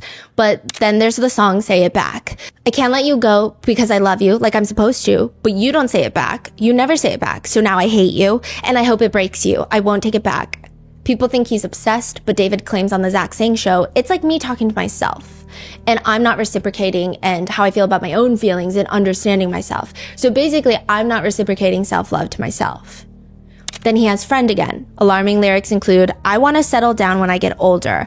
I'm looking over shoulders. People are saying, is this about the paranoia of dating a minor, allegedly? I want to fall in love. I used to be her everything, and now she doesn't answer me. I didn't ask for anything. I only want her next to me. Love me, hate me, whatever your feelings, nothing changes. I don't want to be your friend again. Good thing we're older now, but I still want her. She's got someone better, and I've got jealousy. Top comments read, oh my god, she probably said she wanted to be friends and then he killed her. Then there's the song Somewhere in the Middle. Lyrics include, it's you doing things you're not supposed to do. You don't think that I would know the truth, but every day I see the way you move and it's not like you. I want to think you love me, but you never say the word. I gave you what you wanted and I got nothing in return. I don't love you. I don't hate you. I'm somewhere in the middle. I'm losing it a little, somewhere in the middle. I just bought a hammer. I'm trying to fix you, but where are my manners? I might have a screw loose. Everything you say to me somehow turns me off. You told me it's okay to feel happy when you're gone. Getting over you is such an obstacle. Again, more speculation. One netizen comment reads, it's sad to think he felt this way, not only about her, but like a child, a young girl trying to escape his madness. He wanted to manipulate her and make her believe that no matter what, they were meant to be. I feel so bad for her and I can't even begin to imagine what went through everything up until her tragic death. Then there's Crashing with Kali Uchis, which has now been taken down on YouTube. Notable lyrics include, I know you've been going through it, but baby, I've been going through it all alone. It all comes crashing down. I'll be holding on to you. David says, even though it's a collaboration song, he wrote most of his lyrics. So he wrote all of his lyrics, and then Kali Uchis actually just sent her a verse. He was like, hey, do you like this song? You want to hop on a verse? And then she sent it back. And he uploaded the process of making the song in a closet all onto YouTube. And he said that he was trying to tap into the state when he was making Romantic Homicide. He says, so with this song, you know, I'm writing about falling in a relationship that's crashing and everything feels like it's crumbling down on you. And in the first verse, baby, baby, I've been asleep for way too long. He says it's, again, basically like a lullaby. I love the feeling of like songs that sound like nursery rhymes because it's like the itsy bitsy spider, na na na na na. It feels nostalgic in a way. So that first verse was perfect fit for me. David says the music video for Crashing, where they're just covered with red strings, is supposed to be like limbo. Everyone's in purgatory, afterlife kind of thing. He said that's why there's so many red strings. Kali Uchis has put out a statement, not my friend. I did a song with him, which is currently in the process of being taken down given today's disturbing news. I will say, I think that people have been a little bit better because a lot of celebrities have collaborated with David. And usually, I mean, it's weird. Some celebrities are getting better treatment of like, I feel so bad for them. This must be traumatizing news. And then some people are going on, for example, Kali Uchis's Instagram being like, talk about your friend David. She had to literally be like, not my friend. And like, this is Hollywood. They're not all best friends just because they put out a song together. So it's been weird. It's been very strange. A lot of live streamers have been under fire because, again, David was technically a live streamer, which, side note, lots of stuff happening in the live stream world. Apparently, one of the live streamers, I don't know any of them in like the FaZe Clan group. I'm so sorry. I'm not sorry. But one of them is like live streaming and he's talking about the David situation. And David was allegedly pretty frequently hanging out with the FaZe group. Jason DeWeen is signed by FaZe. I don't know how it works, but they're all like, they live in the same house. He's live streaming and he sees David hopped on his live. David was in the viewer list on my stream and he just unfollowed me on Twitch. That is crazy. Yeah. And I'm not saying I don't know these people because they're like small people. They're massive streamers. I'm just not, I'm not familiar, their target demographic, I guess, right? I'm not familiar. But yeah. Yeah. Wow. So I mean, he is out right now. I mean, he is most likely on the internet, right? He wouldn't be like all these times. He wouldn't just be off internet and not talking to anyone. Especially someone who seems like he's chronically online. Yeah. I don't think he's not online. Yeah. No, wow. But the most contentious drop in the album now is the Invisible String Theory interlude, where you hear a conversation. It's not a song, it's an interlude, so it's just a conversation with a bunch of echo added into it, so it sounds like very artistic. Some people think that it's Celeste, and they believe that it's pitched down to make her sound older, but it's got that very edgy conversation between two people vibe, and the conversation goes with the girl saying, so I got a question. And David says, what's the question? Why don't you hold my hand anymore? Oh, here we go again, bro. No, I'm so serious, bro. I'm so serious. Like, all right, continue. I haven't held your hand in like, and David starts giggling. Dude, shut up. Sorry. Like, you're not funny. I swear you're not funny. My fault. I'm done. All right, let me think. Bro, I'm about to set a timer. So it's like a quick conversation. The girl is like, stop laughing. I'm so serious. Like, you haven't held my hand in forever. And then he's like, okay, you're right. I'm done. Like, let me, and then she's like, okay, let me think when the last time you hold my hand was, basically. And he's like, bro, let me set a timer. And she says, oh, it could have been yesterday. Wow. Yeah. I'm glad that you remember that. Glad that, so he's saying like, okay, so it was yesterday. And she said, period. Thank you. Ew, I hate when you say period, bruh. So he's saying to the girl, I hate when you say period, bruh. And then he says, I got a question for you now. The girl responds, okay, why do you think we met? Do you think this conversation is rehearsed or is it like an actual clip of their conversation, you think? It sounds like a real clip. Okay. Or it could be a recreated clip. Or I think sometimes maybe they cut out like the pauses because it's very whippy. It's very fast. Okay. Why do you think you met? Well, I think personally, have you ever heard of the invisible string theory? It's controversial of raping kids. Oh yeah.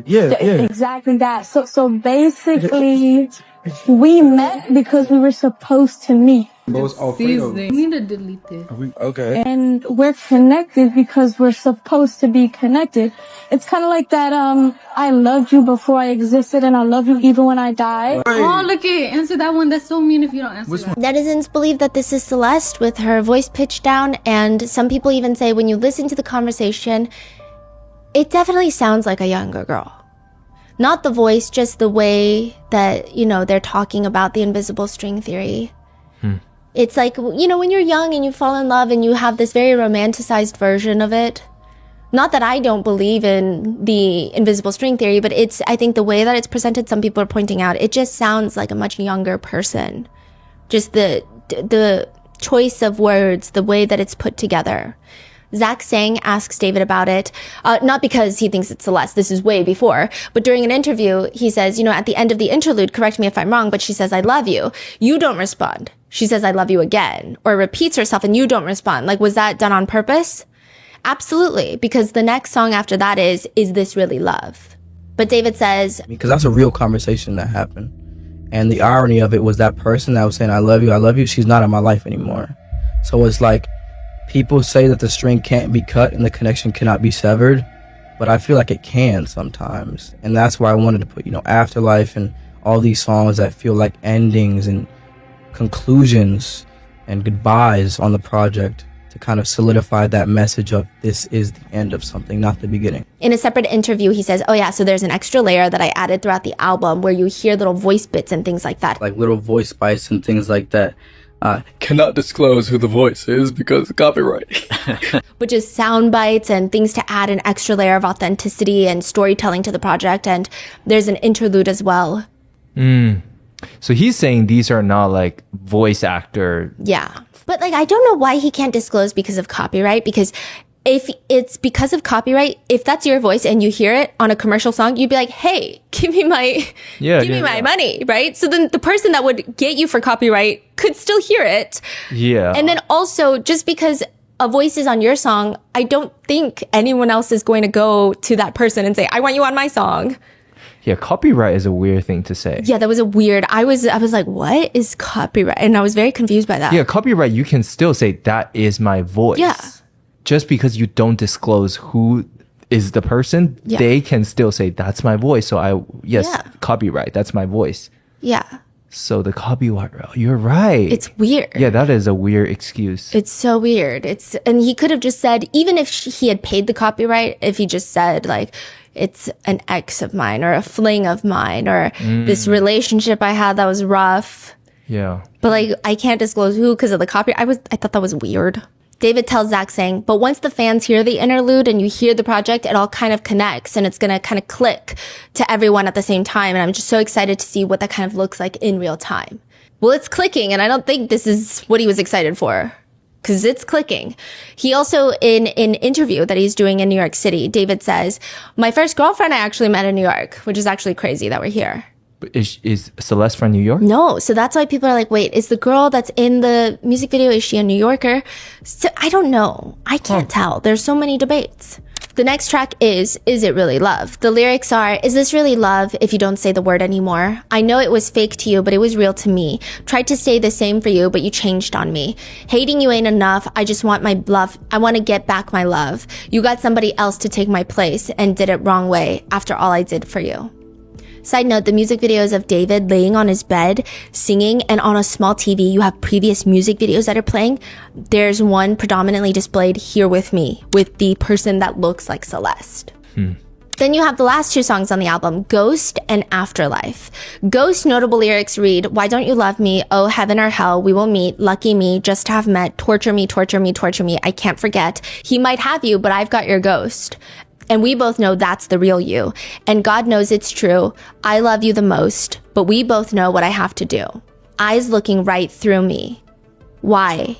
Why can't I hear your heartbeat?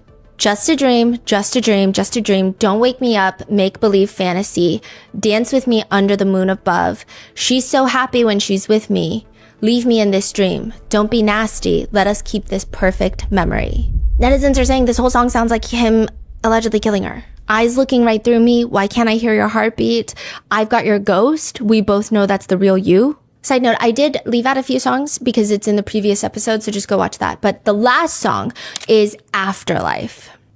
Notable lyrics read, something's missing from inside of me. Someone stole what wasn't mine. The devil told me you were good for me. My mother told me he would lie. What doesn't kill you waits for later. What tries to keep you alive fails. I thought a girl would make me happy. Real love is not for sale. And when I die, I'll Love You from the Afterlife. He says the last song on the project, Afterlife, quote, it's kind of that big moment of the carrying of the casket kind of thing. Zach Sang is asking him, so at what stage of Withered is dying? So you're going into dust, but you're coming back again. Is that what I'm getting through these 14 records? It's definitely a resurrection type of thing, but by the end of the project, it's done. So that's why the last track is called Afterlife. That's the final blow.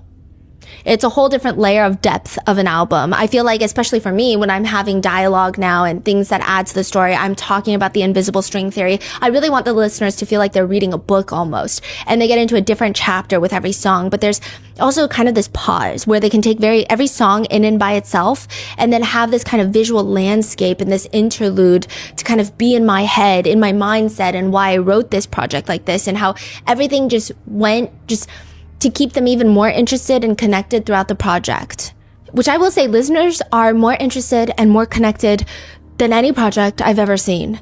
In one of those, like, hey, what do you do for a living? He talks about his Withered album and he says, my first project, my first fully fleshed out project, it kind of encapsulates my whole life. I'm excited to see what my fans think about it and how they relate to it on a personal level. Which, by the way, Afterlife, people have been, okay, there is this performance, his live performance in Houston where he sings Afterlife. He's breaking down sobbing on stage. When was this Houston performance? Like a few months ago. Huh. It was recent, and he's breaking down.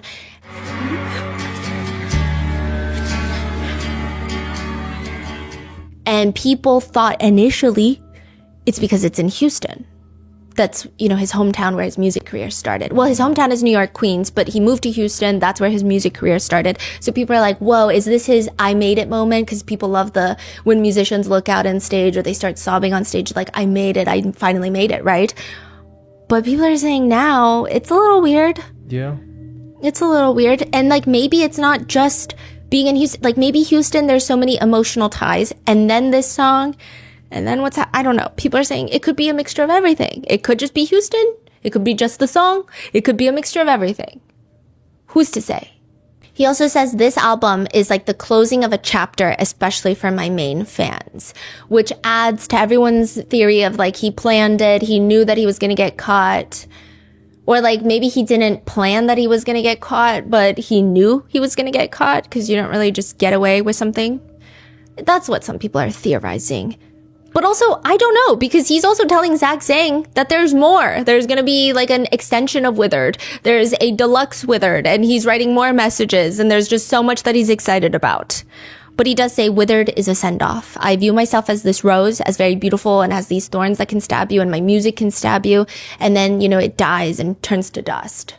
In his promotion for Withered, this picture goes viral. It's an Instagram picture of David taking a selfie with a bunch of white shirts covered in blood and red paint and on top of black tarp. And the caption is, limited edition Itami, Withered cover vinyl out now, plus custom bloody shirts made by me, tongue out emoji, rose petal falling emoji. The bloody shirt merch has since been pulled from his website, which makes sense. It was selling for $35 if you're curious. And additionally, there have been lots of stories coming out of former fans who are now traumatized because one guy was like, I literally showed up to his concert in my own red paint shirt. Meanwhile, he had someone dead in his trunk and he just feels a guilty conscience about it now. And everything about it just feels really ick. And I'm not saying that they have no right to be traumatized. I'm not saying that they are so traumatized, right? But it's definitely like a ripple effect. Yeah. I don't want to compare his trauma to what the victim's family would be going through, but it's weird. It's definitely weird. Yeah. So he's just saying it's not a great feeling. Then July 9th, 2025, David collaborates with Jason DeWeen for Summer Uptown. And in this music video, people have been saying there's a girl that looks like the young Celeste in the background, like an extra. But interestingly enough, so this video was posted by Jason DeWeen. He did take it down. And so it does seem like if a lot of artists have control over their content, they're trying to get it taken down. Like Kali Uchis was in the process of taking the music video down. But a lot of David's music videos are still up because it's just on his channel. So I don't think he cares if anyone else wants it taken down, even if they're in it, right? I don't think at this point he cares. So Jason DeWeen, I am sure out of respect for everything, has taken down the music video. I do want to give him a quick little, so I know that with Jason DeWeen, there was a clip that was going viral of him defending David and saying that David didn't do it. And that I will say a lot of people were bringing up, that was before they identified who was in the car. He didn't kill anybody, bro. He didn't kill anybody. There's no way. There's no way he's been on tour. So this is after the body was found. And I think maybe he felt very passionate to defend someone that he's known for a little bit of time. Not friendly. It seems like every part of their interactions has been work related. It's been live streamed. It's been collaborating on music. Even when I watched their 3-hour live stream where they created the song Summer Uptown. Yeah. Oh, wow. Oh, yeah. Okay. I watched the 3-hour live stream. They didn't particularly strike me as close friends. They strike me as like two streamers connecting or like two people connecting. And Jason Deween clearly wants to get into music. David was a streamer, so it made a good match on paper. So I will say it did not, I think that maybe he spoke too soon and maybe spoke a little too casually. Yeah. But I don't think he meant any ill intentions, but there has just been lots of conversation there. But that video has been taken down. Now, I do want to say there are lots of reposts because people are like doing the reacting to videos. This is before everything that happened. A lot of streamers were like reacting to Jason Deween's song with David. So there is a lot.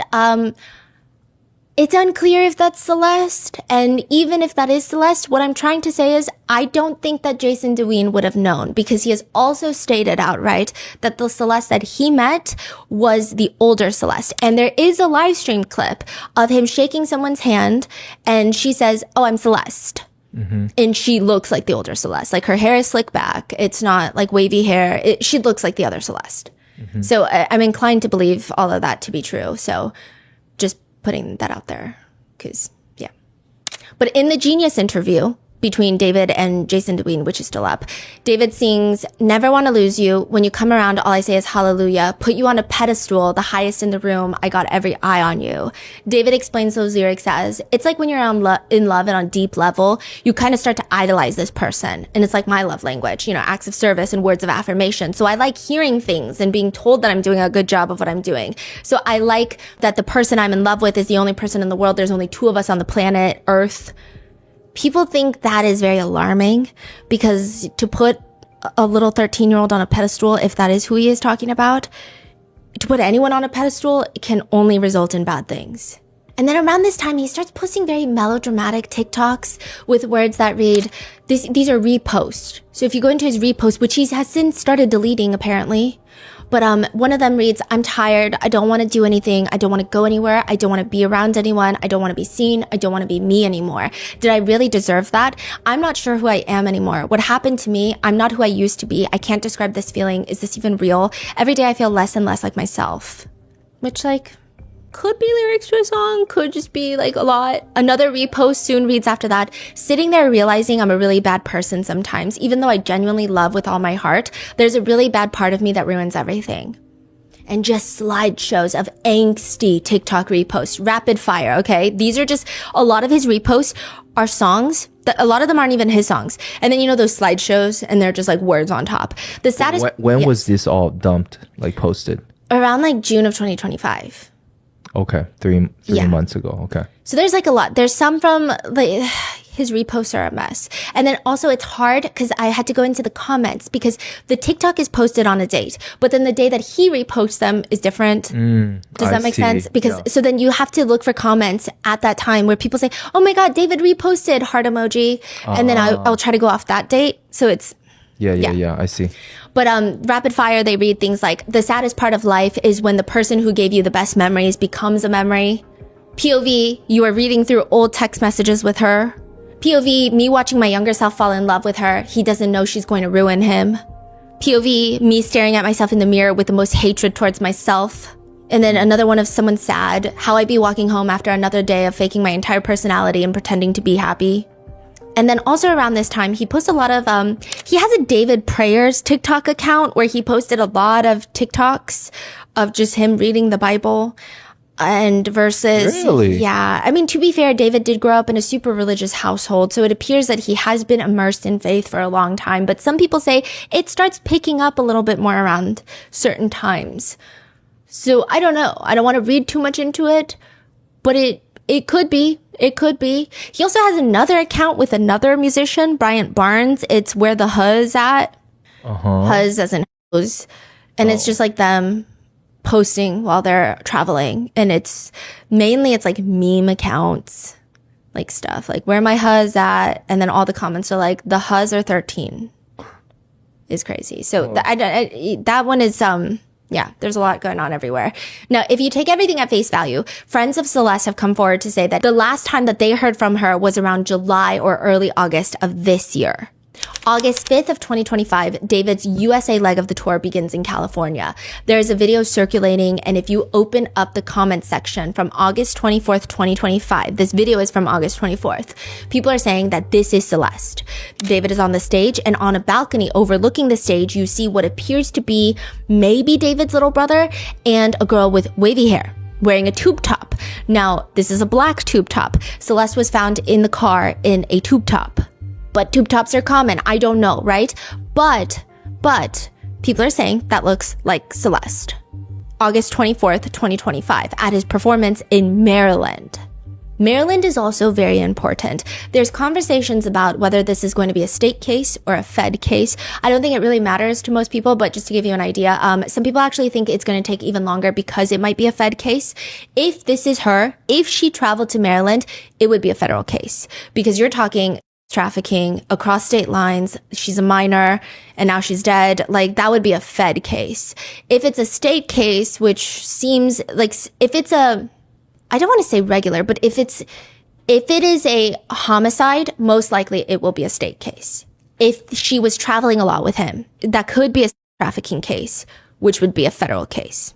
So it's very complicated, which by the way, some people are saying that he's going to be arrested sometime soon. I'm also in LA right now. We're literally in the Hollywood Hills right now for something unrelated, a different case. But if he happens to be arrested, if there happens to be an arraignment, we'll try to be there. But I don't think so because the authorities have even said it might take weeks to months for an arrest to be made. It's so fascinating for them to say weeks or months. There must be a lot going on. I have been talking to some members of press and even with the RM team, and we've been discussing it.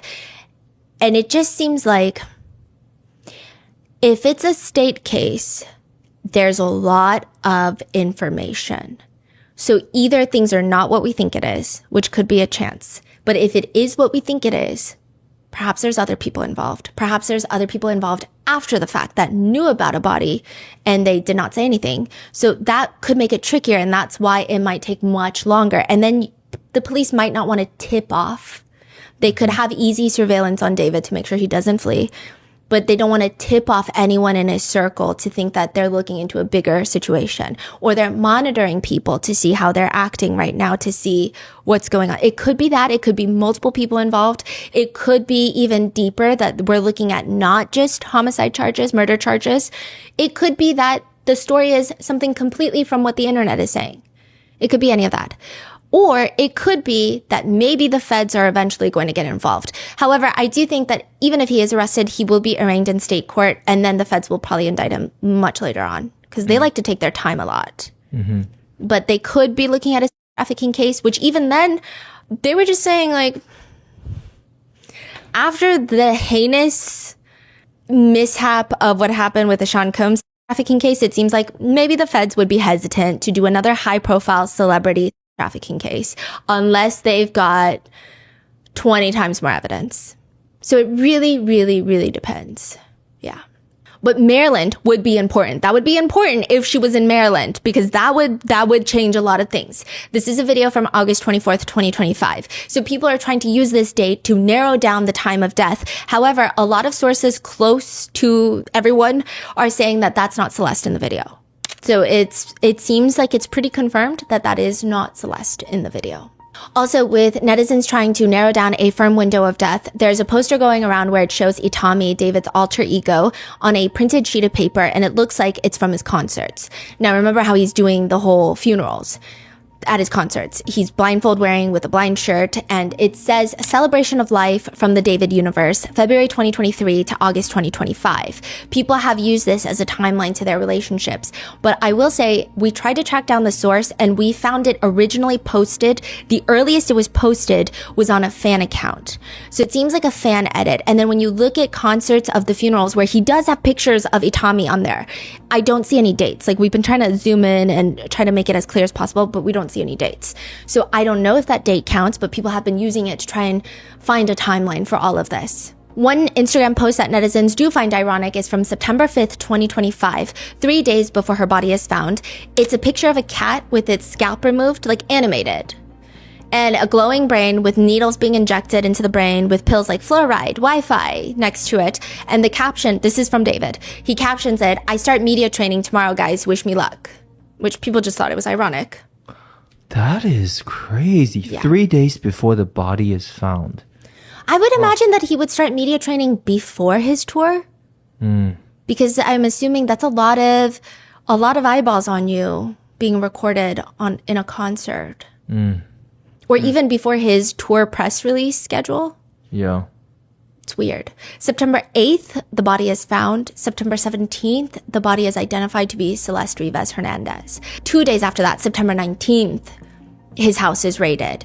And then September 22nd, 3 days after the raids, it appears that David is online playing Fortnite.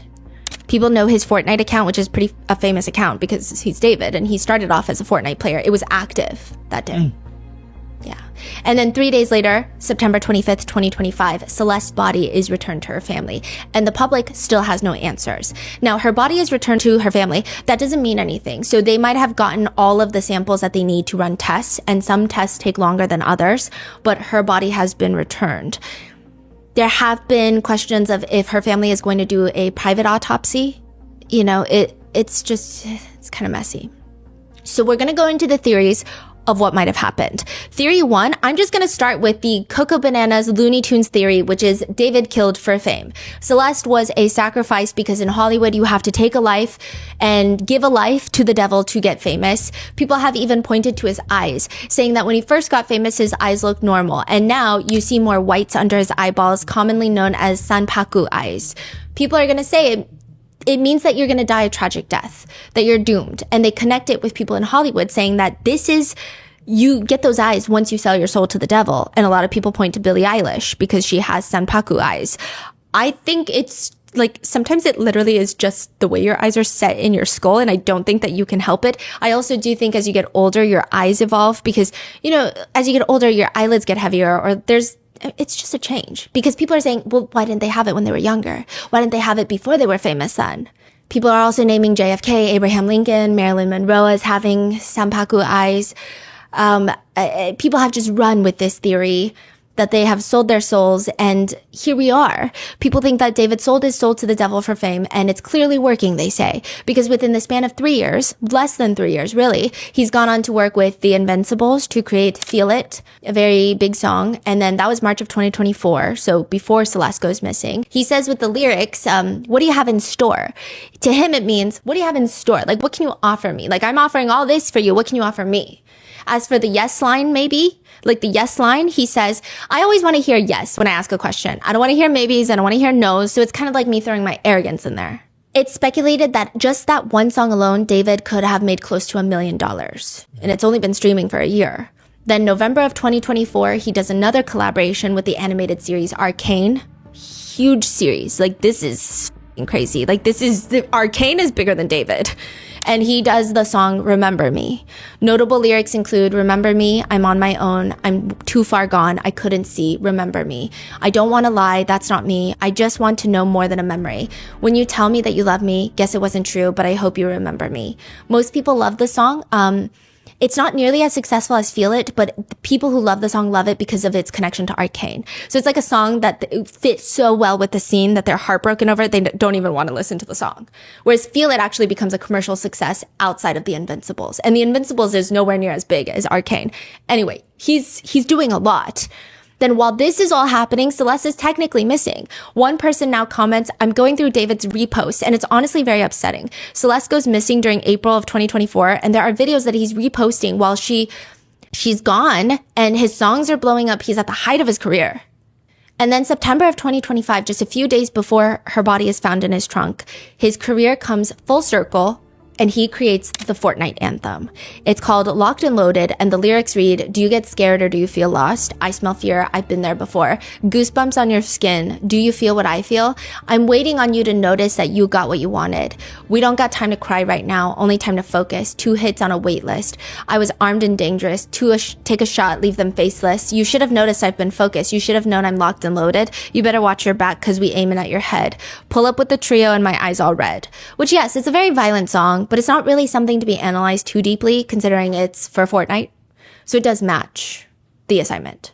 One comment reads, "I think the industry made him sacrifice someone and it ended up being her. And that's why he makes these songs and he blames himself. And they made it look like his songs because he was exposing the industry." One netizen comment reads, "He sacrificed her and is now channeling all of the emotions to create good music because he has all these like emotions now." One netizen points to a poem that he wrote and posted on Twitter. It's called "The Mannequin." He writes, "I am a mannequin. I have no heart, no bones, no expression, but I do have eyes. These eyes don't tell the story of a human, but rather tell a human story. The women walk by, they touch my clothes, admire my figure, they take pictures of me, but I'm unable to smile. On the 3rd day of every week, one woman takes me to a dark room and tears me apart. Piece by piece, limb by limb, I see her lips moving but cannot hear her words. Neither can I scream, for my mouth is manufactured shut. I despise this woman, for she knows not the feelings of pain and anguish that she causes me. I wish I could tell this woman who I hate the thoughts on my mind, but I have no mind, for it is not my place to think, rather to stand and simply watch." People think that this is him saying that in the industry you are nothing, you don't get to think. I will say this theory seems the least plausible, but what do I know? I don't know anything. I'm not an insider in Hollywood, but like, it just seems kind of crazy. Then the next theory is that he's innocent. I will say that this and the previous killed for fame theory consist of the smaller portion of netizens online. There are layers to the innocent theory. The first layer being David is innocent. He didn't know he was dating a child because she lied to him about her age. He thought he was dating a university student, just like his friends had said. Again, doesn't seem like the case, but that's my personal opinion. Neighbors report, along with Celeste's former teacher, that she runs away multiple times, and on one occasion, police brought her back from Hollywood. I feel like he would know at that point. Just saying, like that, it seems weird. But in this hypothetical scenario, in this theory, they're saying he didn't know, and then she ends up dead. He has nothing to do with it, and he doesn't know how to say, "I didn't know," because nobody would believe him. That would be the mother of all coincidences. Others are saying he never dated her. He was dating the older Celeste. He never dated her, and maybe they just ran in the same circles, or maybe she was dating someone else in his crew, in his group, in his team, and then he was framed. Some people were trying to say it's his brother's girlfriend, and some people are even saying maybe his brother killed her, and he's taking the blame for it, for something his little brother has done. Seems very, I feel like that's only something that happens in movies, but this whole case is bizarre. So I guess we cannot rule anything out, but ultimately this theory hinges on the fact that David is innocent. Some are saying that maybe David found out that she was a minor, and then his team found out, and they're like, okay, we gotta kill her. Like the team did it because their success in their career hinges on the fact that David has to be successful. Categorically speaking, I don't think that to be true at all. I think in Hollywood, you look at people who work with celebrities, they don't give a about the celebrity that they work for typically. Like everyone in Hollywood, the only person that cares about you is you. Like that's usually the saying, right? So I don't think that's the case, but some people are kind of running with it. It also doesn't help that the police have not named him a suspect, that he has not been detained, he has not been arrested. I just don't know. And people are pointing to the fact that they've been quiet because they know they're going to be exonerated. So it's just a lot of work to say stuff when you know once the police exonerate you, that's when all the talking will happen.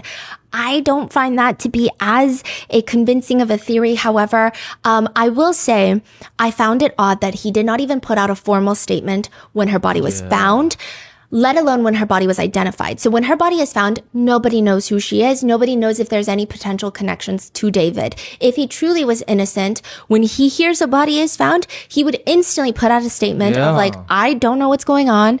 We're in shock too. We're also going to work with authorities, but I just hope they can identify who this is and so that they can be laid to rest with their family. Exactly. Like it would be a very PR statement written by his agency, written by his team, and it would be put out. But the reason they wouldn't do that is, let's say he is guilty, then that would be people are saying any statement he puts out will be used against him. Yeah. And all of it could probably be disproved. How do you say that you're innocent if you have some sort of connection?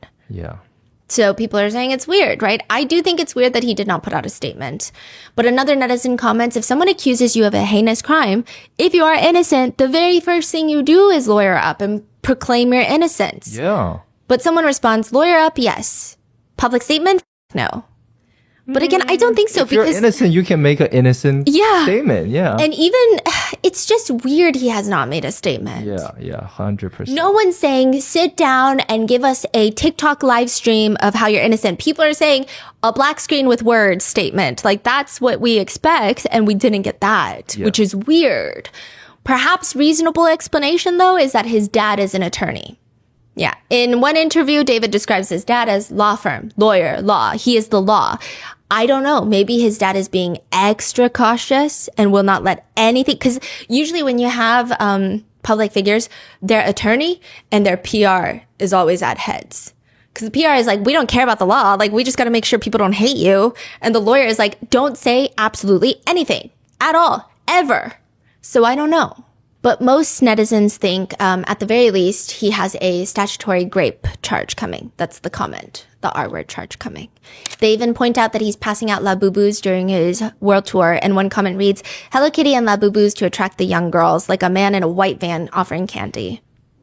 One comment thread reads, I know he's being framed, I just can't prove it. To which another person comments, he was dating a whole minor, and the same minor just so happened to be the same girl who was in the trunk of his vehicle. Such a coincidence, though, right? The parasocial in some of these people is really showing. Another person comments, the internet pissed me off so bad, because what do you mean? What do you mean? You can't believe this. Like, what do you mean? Another person comments, art imitates life. Yes, but I think this dude was framed. No way he's going to sit down for an hour explaining his very introspective art with this level of detail, then go and do what happened. And just the not named a suspect thing, one law enforcement expert was interviewed and he said, yes, he has not been named a suspect, but I can tell you with 1,000% confidence he is suspect number 1. Which makes sense. But there's just, I think, too many things. So, and then there's another thing that people have been pointing out to the people that believe he's innocent. There was this YouTube event where David was singing, and in the back they made this like Pixar animated looking picture of 3 people in love. It's like a Pixar style, and it's David with a girl with very curly hair who looks like Celeste. So it seems like if he had any sort of... Why is it 3 people? No, it's like 3 pictures, like a trifold, you know? But then some people are saying they can't just use musical lyrics in a court of evidence. LOL. I really am rooting that he's innocent. So, we'll see. As for the accidental death theory, this is amongst, again, fans that really support David. And I think that maybe there is some parasocial there because he was a very front-facing celebrity. Perhaps he had lots of conversations with his fans, and maybe it's not even just like, I'm gonna defend someone I love. It's more so, there's no way, because I feel like I've watched his live streams and I think I have a good judge of character. I think it's more that. Like, I don't think it's appropriate, but I don't think it's, I'm just gonna blindly defend a celebrity. I think it's a genuine, like, no, I've watched him live stream. Like, you can't tell me that I can't spot a killer, because then what would I think my brain would explode. It feels kind of like that. It feels very frantic and very tumultuous emotionally. But the theory is that maybe she had overdosed on drugs. She's missing. She's 14. He still is probably dating her, so he would at least be guilty of that. But they're just debating the murder aspects of maybe she OD'd on drugs. He's at the height of his career. She's a missing girl. She's a child. They don't know what to do. He panics and just puts her in the trunk or does something else. And then eventually she ends up in the trunk because he has to go for tour. There's a lyric where it says in one of his songs, you only like me when you're high. People think that. One part of this theory I don't like is that there is no evidence that Celeste ever partook in drugs. And if she did, that's actually even more insidious, considering that's a huge part typically of what child predators do. Even traffickers, they like to get their victims hooked on drugs to keep them compliant, to keep them the way that they want them. So if she were to, in a crazy off chance theory, overdose on drugs, he's 1,000% responsible if it's happening the way we think it happened. That's still murder. You know, it doesn't, The second accidental theory is that because of the Tesla, it has a dent in the back. Some people are hypothesizing, theorizing that maybe someone accidentally ran Celeste over and she passed away. This theory, some people like to think that it was David. Other people like to think that it was someone on David's team who did not even tell David because they would get fired, and they did not call the police because then they would go to jail. That's crazy. But it's just hard to imagine that they wouldn't call the police. Yeah, or just leaving the car unattended like that. Yeah, after you hit them. And then wouldn't David be like, why is there a dent in my car? Mm-hmm. Who did that? I mean, I guess you could make up a story, but it doesn't make sense. So then we go on to the next theory, which is probably the vast majority of netizens, that he murdered her. And a lot of them are just digging through his digital footprint. And the first theory that people have is that he is very jealous. He is very possessive.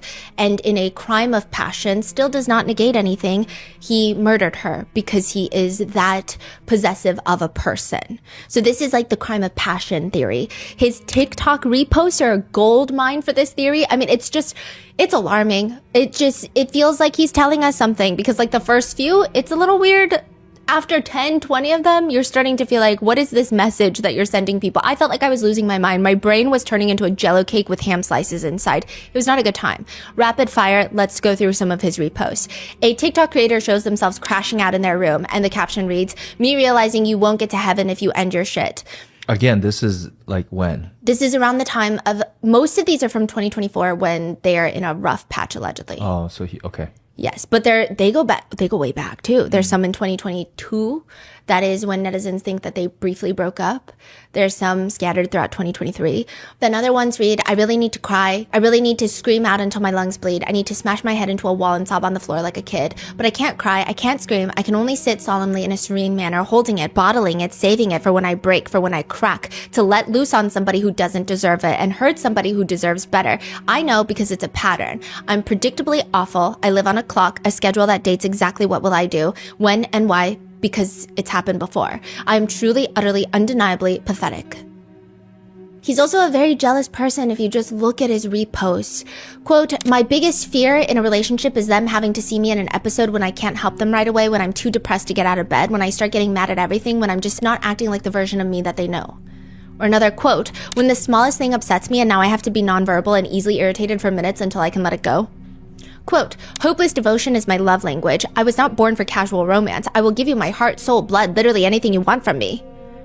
More TikToks, quote, "When she was so beautiful that it makes you start thanking God for meeting her. She is a walking masterpiece."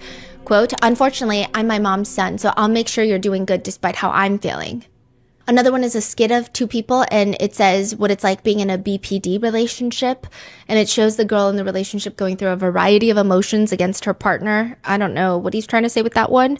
There's also a lot of woe is me TikTok reposts, like how you can do everything and she will still not like you type of repost, about how consideration is the highest form of love. One TikTok repost has a whole list of things that they consider micro-cheating, which I guess David agrees with, and they read, "Being touchy with someone else, secretly messaging or talking to someone, deleting messages, talking to someone you know your partner is uncomfortable with, turning to someone else when your relationship is getting rocky, lying about your relationship status, not being straightforward to other people that you're in a relationship to someone who likes you, seeking friendships with someone you find attractive, complaining about your partner to another person." He also reposts American Psycho, where the killer brings the gun to the head of a blonde girl on the couch. Then another one is the song that used, "We're never breaking up, bitch. It's either you, it's either me, or nobody else in this world, bitch, I love you to death." Never breaking up, bitch. It's either me, or nobody else in this world. Bitch, I love you to death. It's like a music or a movie quote. Another one says, "A woman who thinks before making a decision and says, my boyfriend wouldn't like this, is the girl you gotta keep around." Another one reads, "Now I've become the very thing that you've swore to destroy." Another one is just like a man very passionately explaining to his viewers about how if your girlfriend is talking badly about a guy, he says along the lines of, if she's bad-mouthing the guy, her mouth is going to be on him soon.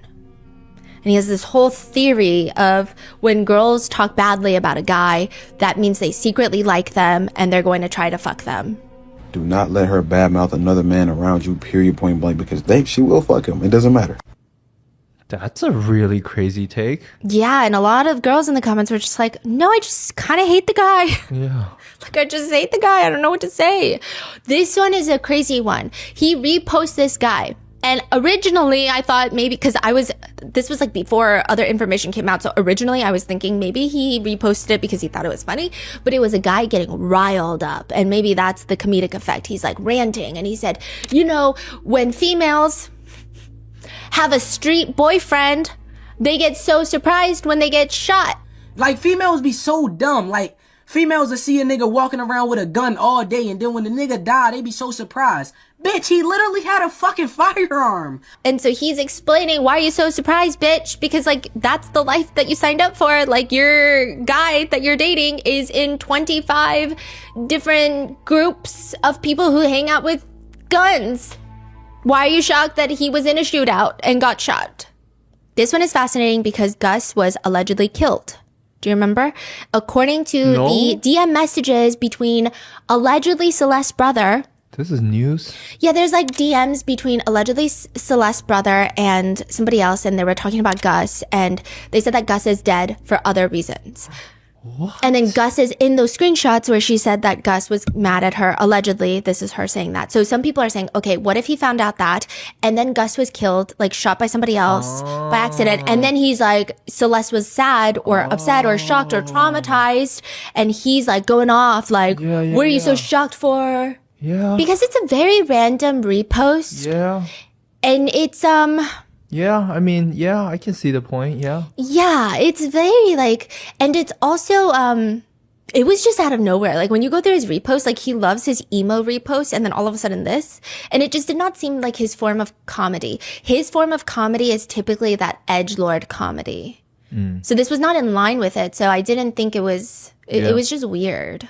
Or another TikTok repost says, when she starts posting herself looking fine as fuck on her story, but I already know what she looks like. There's one that everyone has been talking about where he's chopping chicken, like a guy, this is a repost, is chopping chicken, like mincing chicken meat. Me, if I see her talk with other dudes.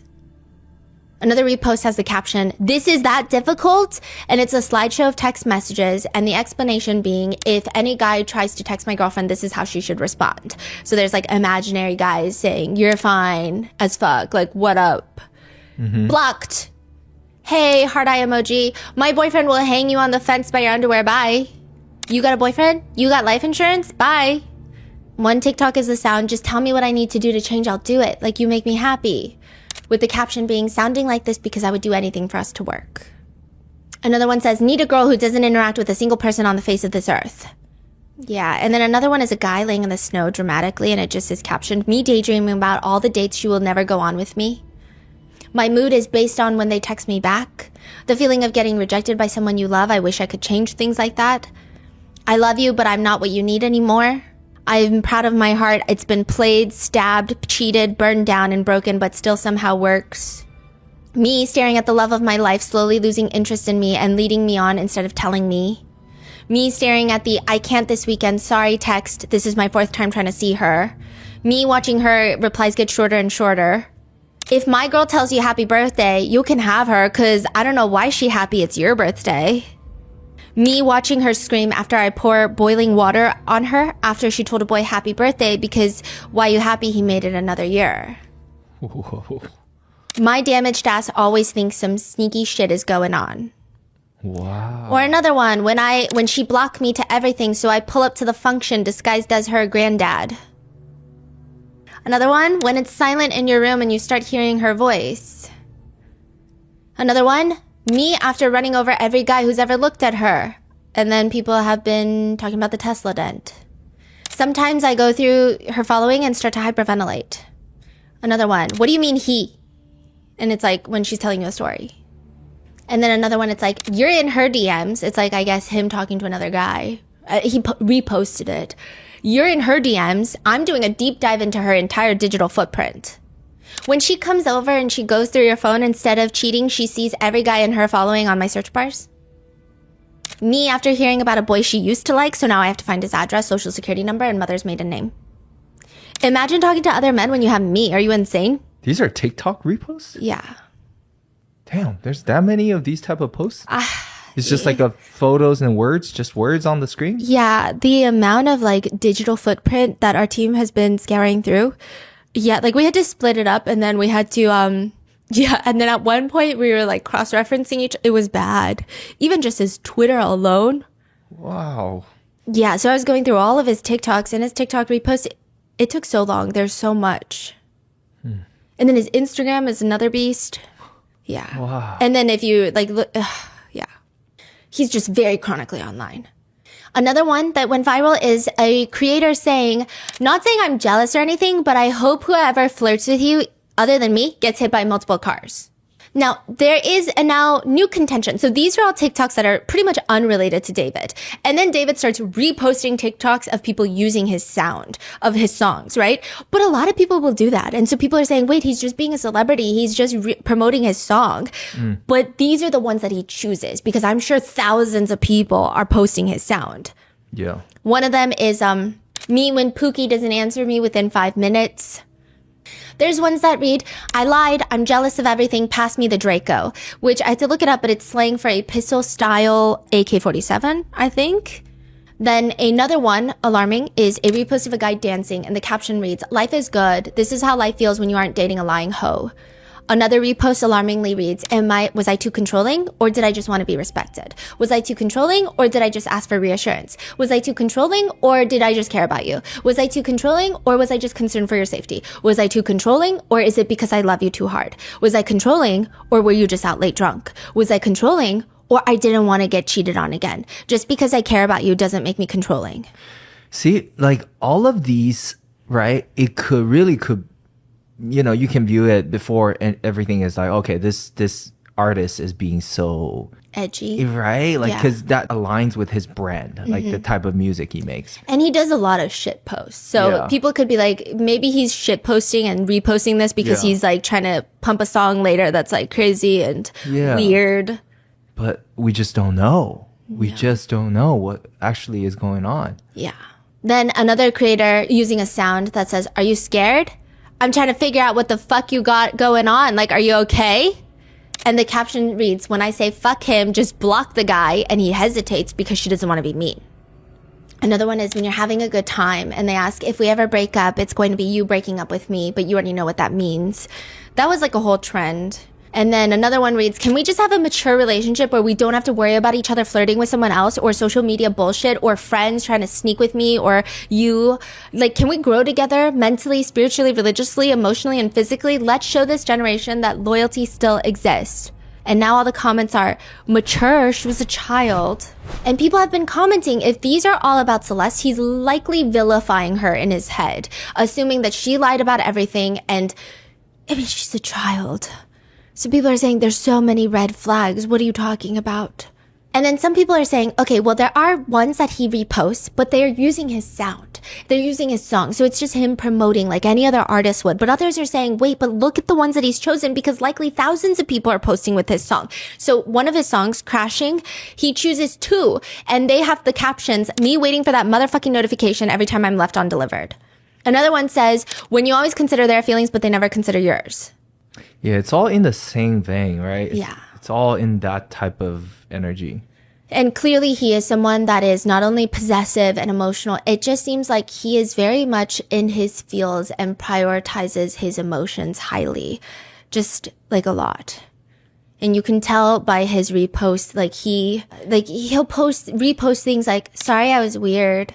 I wanted you and I'm hurting so much, bro.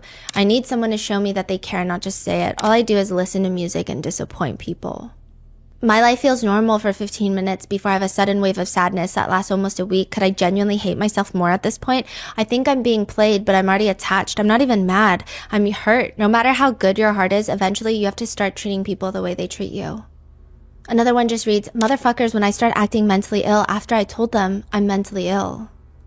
And people have been pointing it out, not just like he's in his feels and he has these romanticized versions of love, not because they want to feel any sympathy for him, but people have been pointing it out because it feels as if he probably could have used this against Celeste. For example, in another interview, he says this about love. Love shouldn't be transactional. I feel like most of the time, especially like nowadays, people get into a relationship, or we use the term situationship a lot now, where you have to give something to gain something. And I feel like when love is real, it's both parties participating in love. And that's why I love the term falling into it, because it's like sometimes you don't expect it. It could be like super rushed. And people like to take the term, I'm taking it slow, or we should take it slow. It's like love doesn't dictate the timing of it, and you can't really predetermine what that feeling is to you. Again, people think it's like him trying to tell Celeste, like, yeah, but I'm not a predator. I just couldn't control that I fell in love with you, and like made it this whole romantic love line story. And I think when people try to plan too much or overcompensate for their lack of emotional intelligence, they kind of make a bunch of excuses for love, and then it's just like more infatuation than the actual emotion. Some people think that in his repost, he already knew what was coming, because there's one very viral repost now where it's just a slideshow of like where I'm gonna be in a few years slide. And it's just a single mattress in an empty room leaned up against the wall. And it just looks very lonely. I think that was the aesthetic. But people are saying, oh, so in jail. Or even the funeral aspect. Some people are saying, okay, so funeral theory. He wanted a funeral theme for his concert. This is the comment. And had a casket and a book for people to write messages and leave their respects, because he started to feel guilty that he knew Celeste was dead, but nobody else did. So she never got a send off because he's very religious. So he is doing it in his own way through dedicating the concert to her and her funeral without people even knowing it. It's also twisted, but it would make sense if he thought he loved her. Then another repost of Lil Wayne. It's just like a clip of Lil Wayne. And this is around 2024, so last year. It's saying, I'm not saying that I didn't do nothing wrong, but now I'm doing it right. That's all we can say. Cash money. Fuck how we used to be. Now how we need to be. And then he also reposted another TikTok of a soldier in a movie explaining how he killed someone, and that person didn't even fight back. They just died. It's like a movie clip. Others think that he might, if he is arrested, go for an insanity defense. I mean, people are like heavily speculating now just because there are some weird reposts. One reads, I wish I could live a quiet life, but I'd be hearing voices, so... Another one reads, when I end up tripping over nothing again, but it's only because I never liked anybody like this before, and the voices in my head be telling me stuff. But it could also be him trying to be an edgelord. In one interview, he gives tips on how to be social media famous, and he says, be a different person every single day. Sometimes you got to be bipolar with it too. You got to be a bipolar content creator. You got to pop up real serious one day, then switch it up and be real funny, then be sad, then be happy. Like, you have to find your fans and find that target audience in whatever way you can. So think outside the box. And then the next theory of her getting murdered, that he murdered her. So the first one was jealousy, possessiveness, a crime of passion. The next one is that she realized that she was being groomed and she was going to say something. Or maybe he had, quote, moved on, and she realized that everything he said was a lie, and it's starting to dawn on her that she had been groomed. And he killed her because he could not let it get out. Then there is another theory that she was pregnant, which is why David would have to kill her. She can't give birth without there being questions, without their alleged relationship coming up. Now, the timeline is all over the place with this theory, with some timelines showing that either Celeste would have had to have miscarried or terminated, or there's a baby out there, which of course, these are just timelines of speculations. But some people have run with it, and people have even been putting out AI-generated videos of police finding remains in David's Hollywood Hills backyard of an infant, which is not real. There's no way to even know if she was pregnant, and I don't think it's something that the police would even tell anyone anytime soon. There's a screenshot of an alleged Discord chat where it shows David allegedly telling everyone, I'll join the group chat with my wifey and give you all the story time. Me and @deleted_user got a kid on the way. We don't know if that's true. We don't know if he's joking. Crazy. We don't know if the screenshot is altered. That's from December 7th, 2024. So the end of last year. Then there is a screenshot of someone commenting from January of 2024. Please adopt me. I need it. David allegedly responds back at 0907. It's no longer an active account. 0907, September 7th. That's Celeste's birthday. So people think this is Celeste. Should we?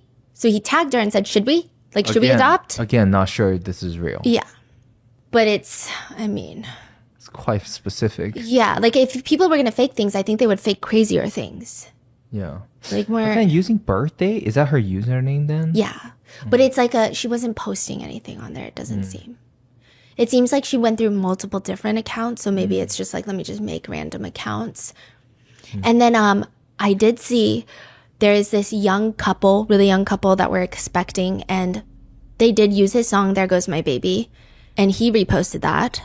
And then there's also another one from a mother with her baby, January 4th, 2024. She's not particularly famous from what I know, because I looked into her account, it didn't seem particularly massive. And I don't know, maybe she worked on David's team. Maybe they know each other personally. But the caption is, no one prepared me for this type of love. And she's holding her baby, like newborn baby. So people are like, that's a little weird. Yeah. And then another one of a guy that says, and he looks like he's trying to explain something, like imaginary explaining something. And the words are POV, me practicing how I'm going to tell our future kids how everybody wanted their fine ass mom, but she chose little old me. There's no proof that she was pregnant. There's no proof that there was a baby, but some people even think that There Goes My Baby, that song, is after a termination and not actually about Celeste, and using Celeste swinging while like the world is burning, because it's like a very, I don't know.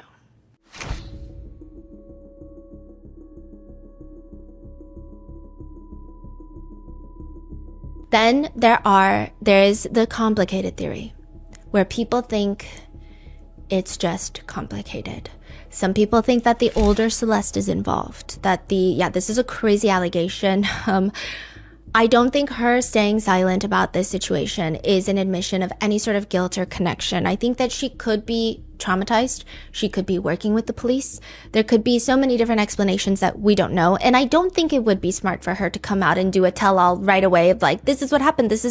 I think any of that information that would be useful would be the most useful telling just the police. So I do understand that.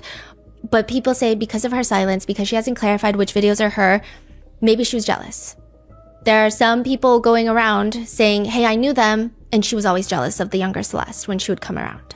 But again, that could be nobody. That could be a guy in the middle of Nebraska who has never met these people making a Reddit post. So I don't know.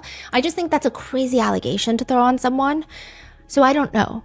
This was not her car that Celeste was found in, so it's hard to even connect her to the death without even a little bit more. Other people are connecting other people on David's team. Other people are connecting that maybe David is the one that killed her, but there's a lot of other people involved in maybe hiding or disposing of a body. So that's why it's getting very complicated. They just feel like there's more than just David. And so that is pretty much the main theories right now of what has happened.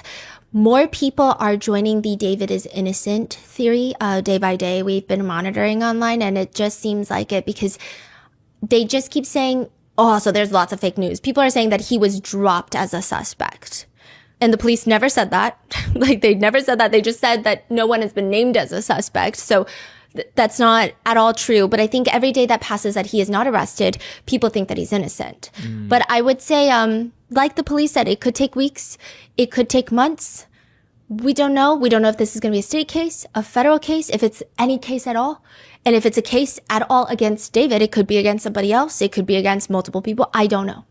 But there have just been a lot of memes, I guess, that have been coming out of this situation. People have been ad-libbing David's songs. For the song Feel It, one of his most popular releases, the top comment now reads, bro is going to feel it in court. About his song Summer Uptown, people are commenting, bro about to do a summer in jail. To which someone comments, shut up. He wasn't even talking about Celeste in this song. As for the song Crashing, the comments used to read, this guy is 1,000% proof that you don't need $1,000 equipment for quality music. Now the comments read, it all come crashing down. Yeah, it is. It does, David. It does. In David's self-published mini documentary, the top comment now reads, no, bro, we're going to be getting a new full documentary. In another interview, he's reacting to a documentary, a brief little segment, his mini documentary that he posted.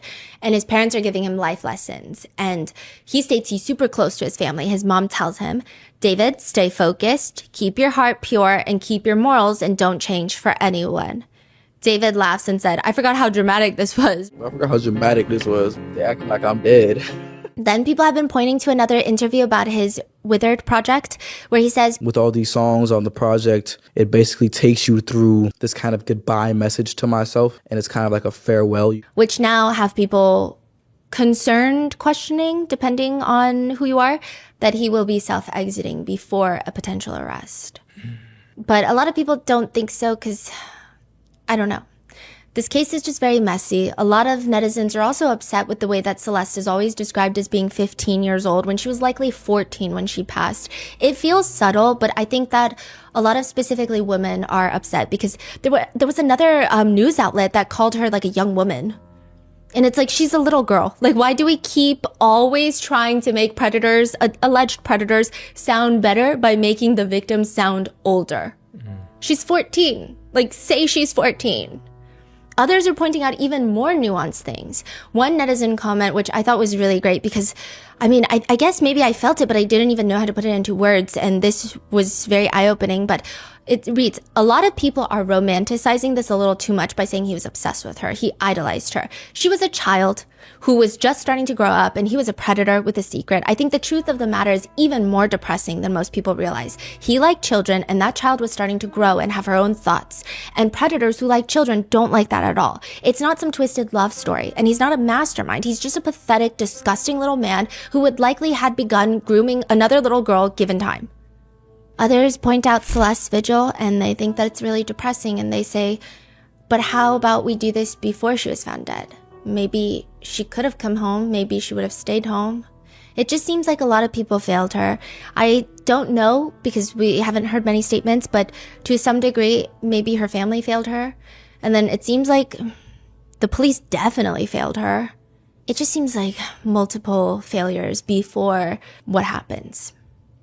And that is, so far, all the updates we have on the David and Celeste case. I'm sure there's going to be new updates. I'm sure there's going to be new AI-generated videos and rumors. I will try to keep you posted as best as possible. And if there is ever like an arrest made, an arraignment, we'll try to be there. But it's a lot. What are your thoughts? Leave it in the comments. And I will see you guys in the next one.